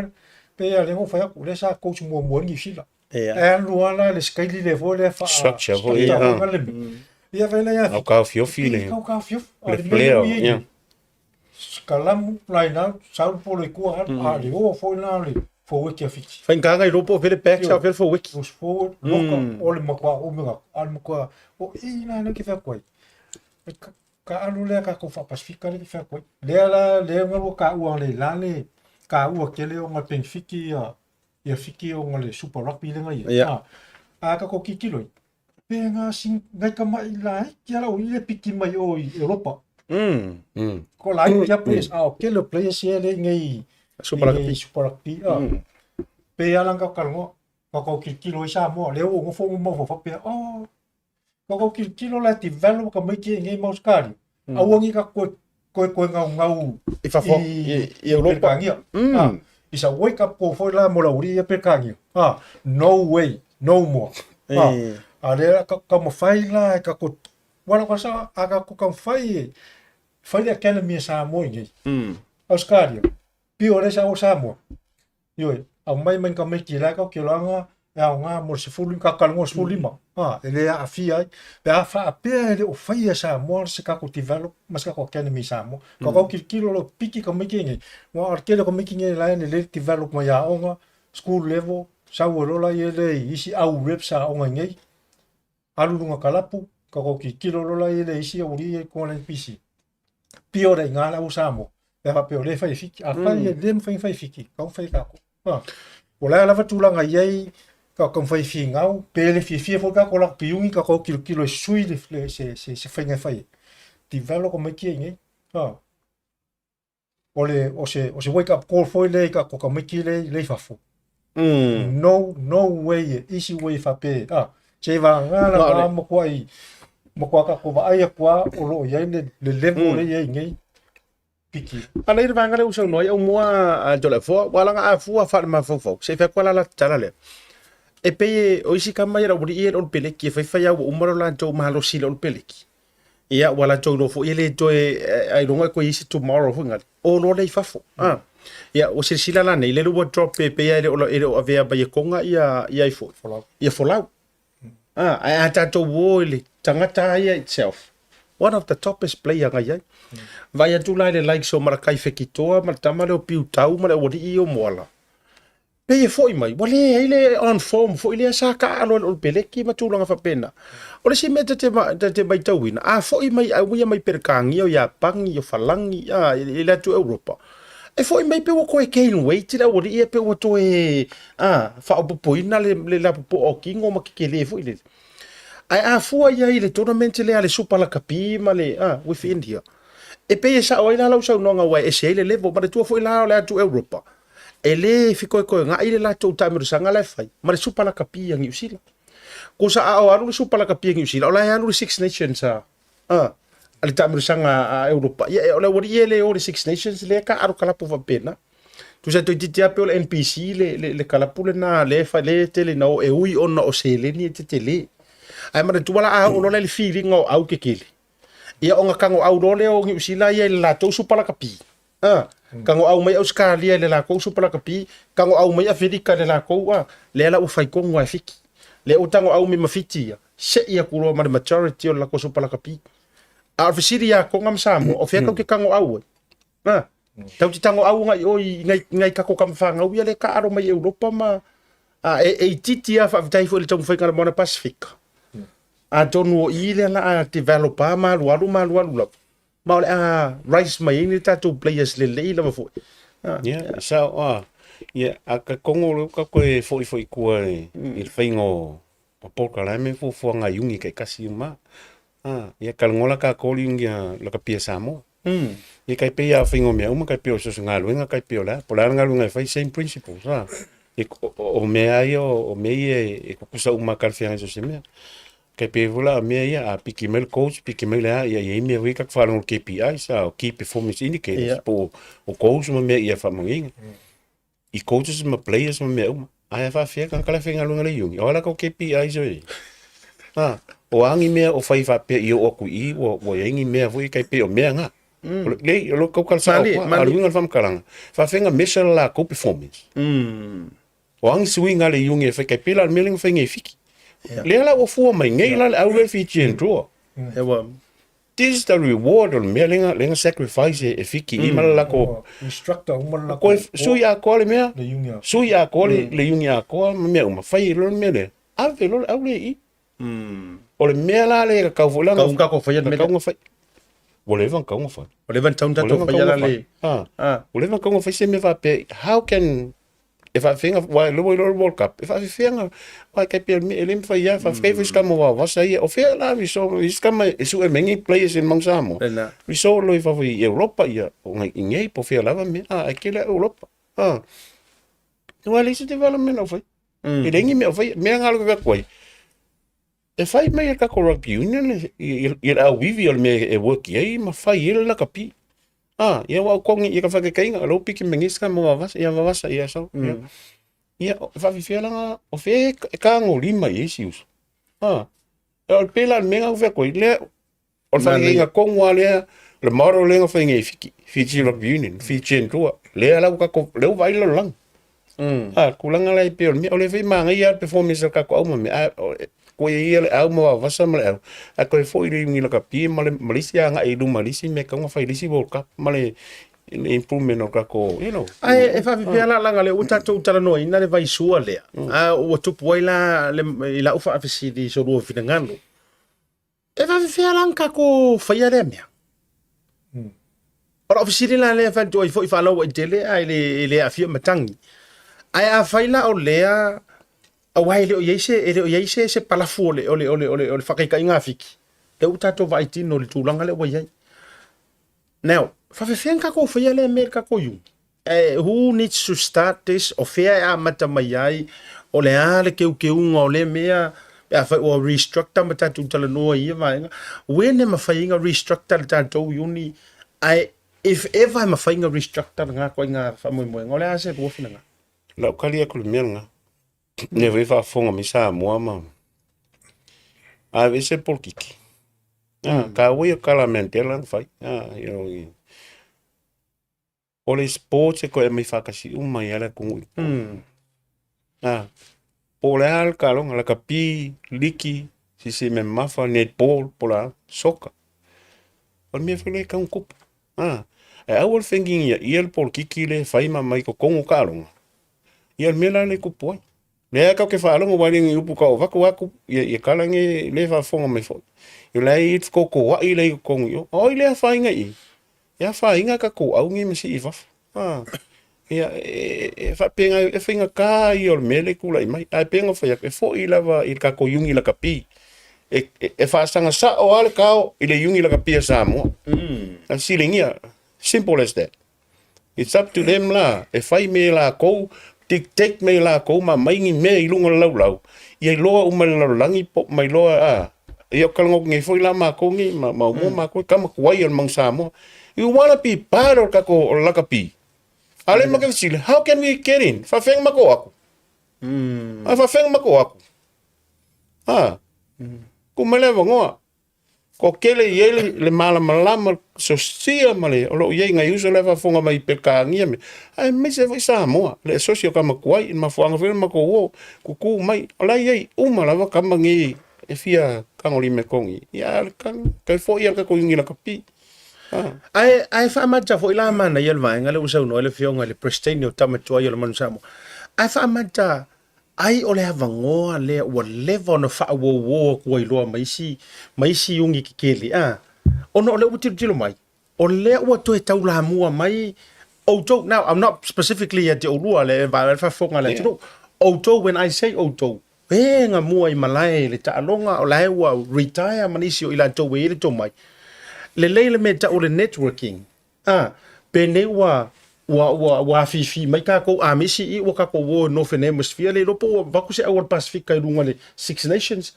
ona o le makeki le ai le to va ma to fenga le ngale inga ma le so tanga ma tangata ni so ngo inga vel ka upule al mene okay kalango ko mele nga fio mai no so fe se yuli manu tu ya sopo e champing yole la pi familia football nenga foi ak ngai ngo Samoa mai ngai pa so songi mame ola e o kama nga ka alonga e promote ka alonga e sua mai ka alo nice that's a kamo e le lenga kamo e la lenga a foi o mele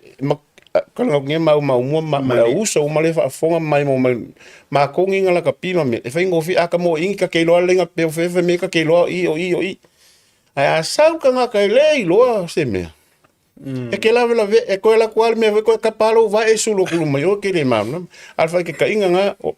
se yuli nga fio mai ma nga ye e lo fi fola ka nga ka manga malang la mai ka nga ka alo kili va kuma va e ka ko winga fo wa le me ka uanga o le kali kongo e sau e ko mal fa maongi e me se lo fo lo ko ma le me le ke fai o lau ka ku na ye tele o mo ra so vi ngalo vangale Pana I pwede fina nga lo Toleafoa. Langa o Toleafoa le mo lewa sa tautua I o le uni tato. Yo I le o lava I le sila fia fo I Toleafoa I tonu tulanga la o fea ngai mo tato. Ia pe ano fai atu o la tau ia o le ana le yei suinga le sui e nei le uni a fiti lenga mo mai atu langa I le o nga vai o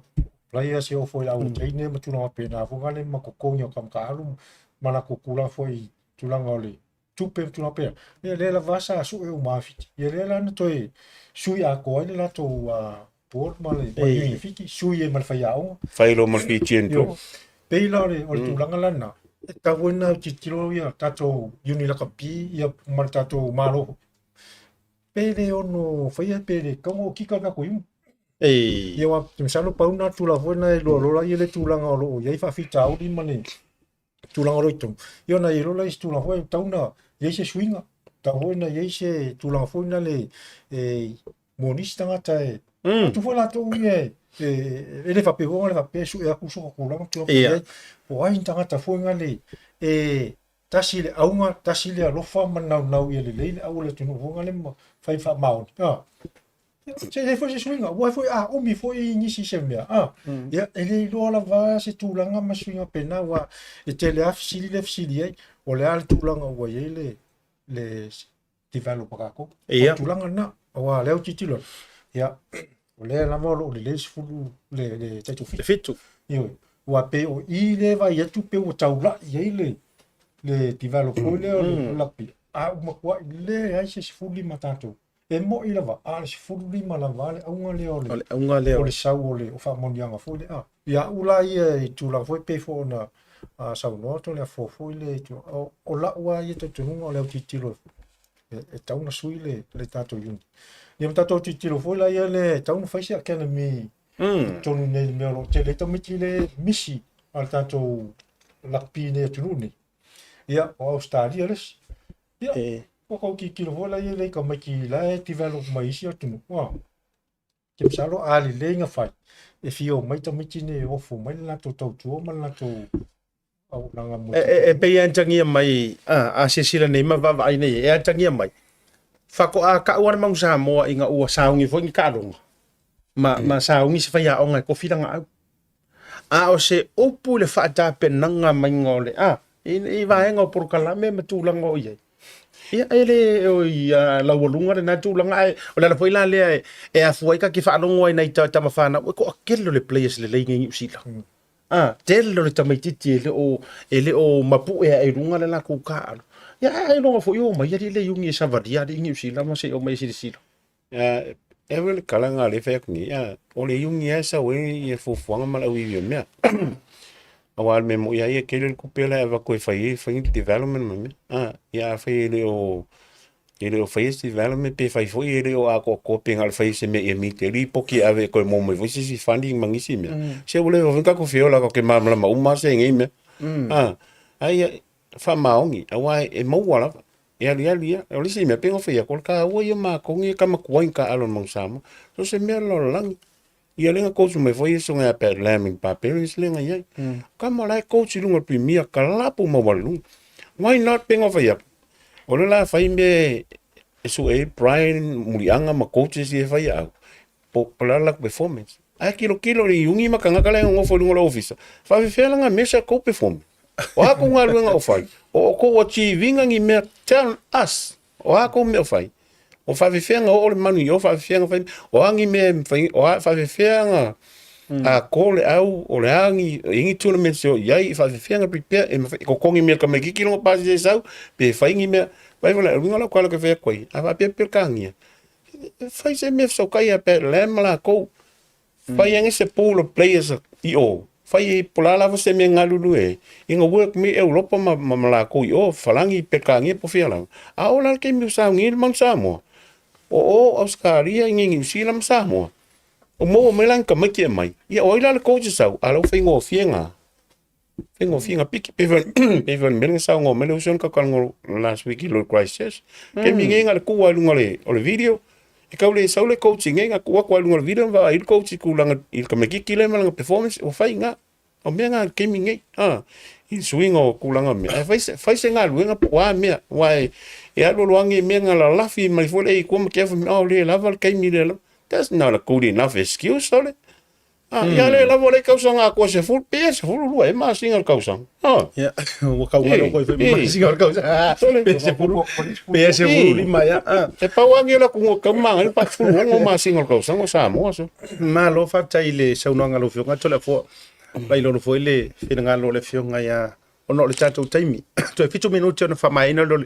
programa ni vanga fiafi a tu langa le wolua sa noina ia ele vo se vai nga mase nga tau alo ile atole la au o Samoa o le aku u so o ivi so koko mali e loa u malava tanga tale mele tupu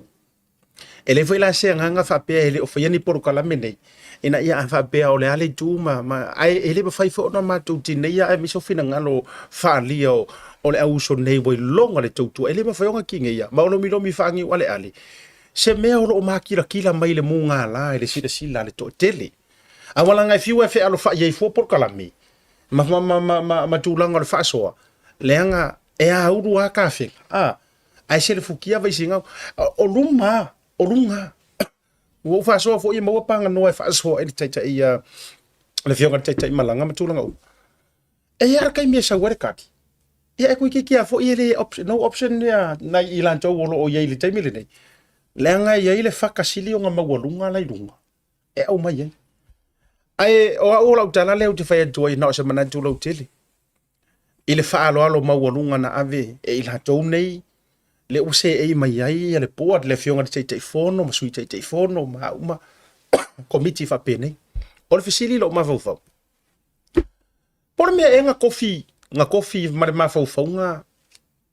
ele ye ingi ko fisu ya inga o le fainga o fatu meni o malo fa ko me nga ave ai le fa lo longa la bolunga ma le lilo i manatu e fisu ya ele tu e ya su ye me o fainga malo wai pe ata tiro ta ito o kanga ka mai kau pe ai o le fa ai le wali fa pe mai o ia e unchangeable le tatu tamate ita na fo yo na po ia le mela le pe la mai ai lo fa sa fa i ave ma ai o le la o mai lo le vai tau o fisu ia ingo fa inga malo ma tu langa maluka i lo fa fa le tu langa le prokiki a le la o se futia i lo ma vai singa no le winga la utala le o se fukia i lo male tu langa le au o malanga le fia nga lulu e pa wa e o kai me o le bufa fa ingo fie a le manana wa po le ar ka ku ia ku fo ia piko i la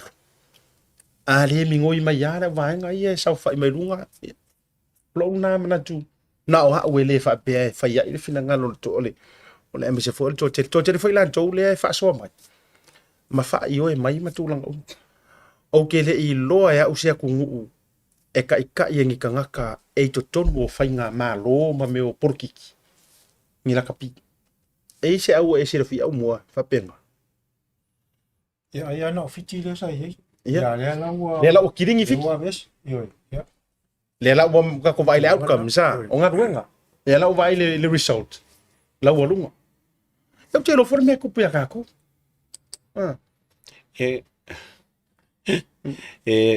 se fa in ka ngai me ia penga fe kula vi kala la mkanga me ka wan ki e ko foi el kala mentela ave il ka longa me fa kasila ko ngu me a pe ka lu fa penga ka ko ia fa ngo ngai ngo fe me kilo ba il polkiki yo ke lo o ke me polkiki e me you don't care kire ke polar ku nga wala ke mo wala me ke mga o ai la ko kulo lo kan ka le pa me e mo me le fa penga o me la sports e ke le kulo ka ka le ke la ko mili fa po ia mai nga lu fa kas o mai ka ko mai o me le o o le se senga nga me kosa e se al ka longa ku ka longa ye ka nga kai o lo ile onge ia Samoa i ka ka yel ko mai malonga penga fe ka nga ka e kongu masao la ko loko mongi fa maongi nga lue mo au la kongu e fa ko la kala me le sia ka mau e vai vele luinga la fam kalanga se me se awive se me mai e lingi la kapi okay ke mingi o professional la kapi Samoa penka ka ngoi e lo ka miki mai mai pengi ma ka ngoi ko la kapi wal ma ko me ale nga fai ma ko mo mai a pelu ye li mai ava to sales va pe vai pa stand ma ko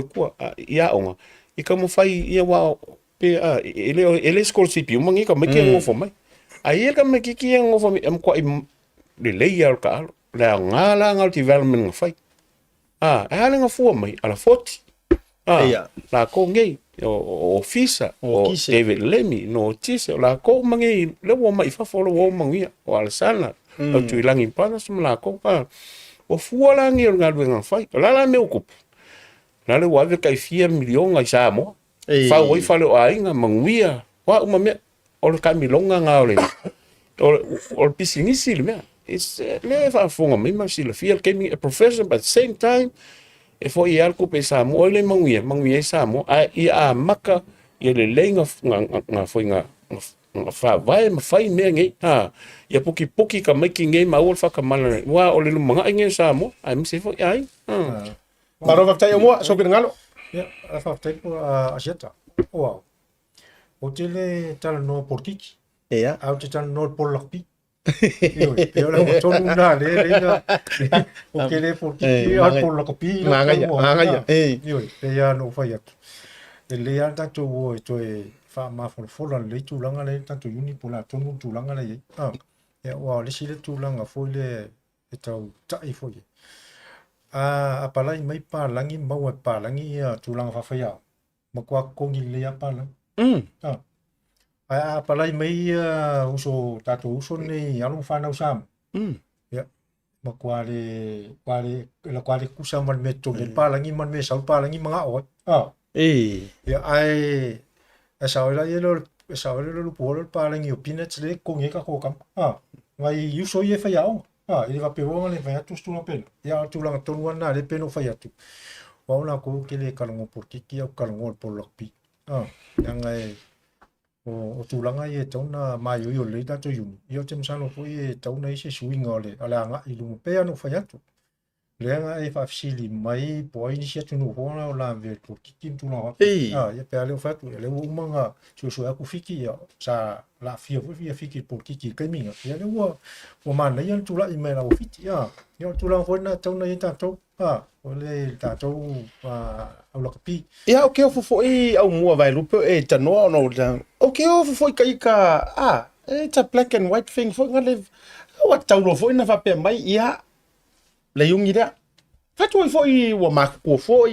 ia wa tulanga ai mai o tou ma tou fa se tuangalu ai va tu ma tou fa mnuia le filfili ya ngisi makulanga o yai. Ya ai mana ya la le va ngana mana ya le mo mo tato por kalami. E kene por kiki. Ai ngot por la kapi. Lo no winga la le fa ala telenga. Ave pe ala o per au por kiki e fa por kiki. Ai o mai au kiki por pi.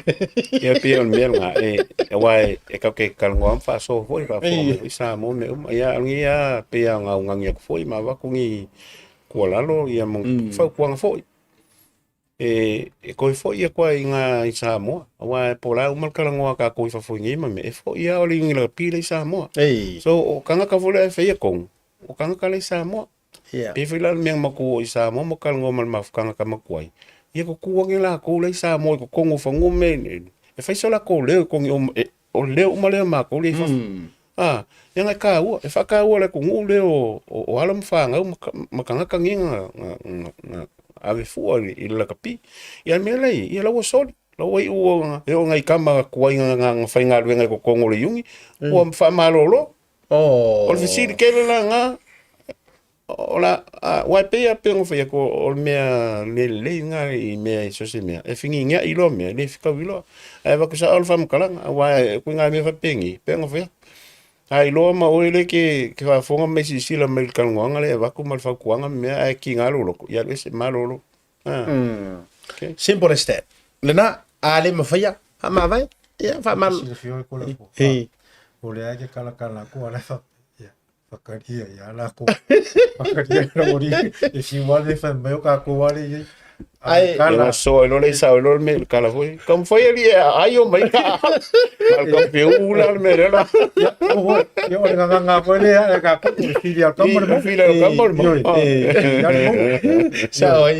sa ele fa ko kala ngol lo fa dies ko ingo o paku akibat fa makala Harry Sifta nga uso ko ka longa wala to fo ye tala malai ka longa kai au yungi wo ngai la ko ai fa mai nga va u se ka longa ala ka ku i la ko au lo di ka longa ka ku i au lo di la lo sikalamu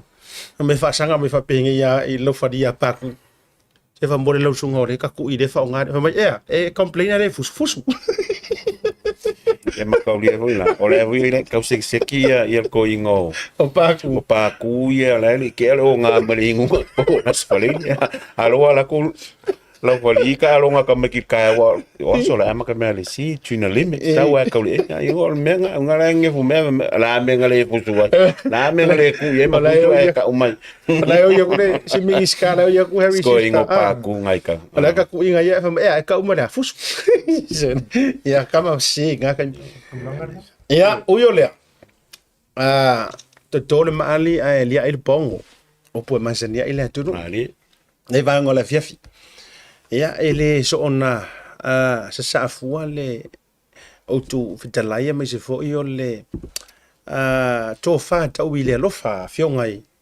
e so fa nei tu lo fo ia lo la o ta mali anga mai se fo ya la ngai tau talanga luenga a faina la walunga ai wa ke pa wa lo ka minka ko o se quarter final taimi so ile woke up o kai miole a uso nei tu lo wala swafa ia no winga e a fua matangi e lai na se langona ma se tu mumusu le manga le fiafi o foi nei fa o foi le ta le fina ngalo a fai e langona e so na ta o ma se le sona ia pole staff nei le lalo na sana ona o lolo pitova ma o lolo le pitola au se ma to foi o nanga me se foi proclame o le Blue TV Sports le foi vanga le fiafi ia le ua avatu le tu lalo e lo utari tonunga de tanto manu Samoa a ka ko ave ia ile level ya ka ki o nunga Argentina il ka ko pulu e matua tato saufa nga foi su engo finals ya me se foi male tato walo ia ile ape foi ia a si foi se faiva ai ka dia ai tasi ale me ile o malo Samoa nga ile si foi le ta po ai fai foi si ia la ka dia ala foi va se fonga va la ia ile matenga mate ele ulunga ile va fina ngalo wala ngala ka fai ka wa ko ma to telo le ano no yo lo tusi mai lungo le proclame le temile ne ia ele sala ese la vola tu fina ngalo manatu wa fasi for proclame le va ngalo fiafi ta ulunga foi le ma to wa fa mo ia na fo tu pe se va nga tirua fie sa no ai ya le ai ola ta tu fa to fa le malo le juru le va ngalo fiafi te va te set la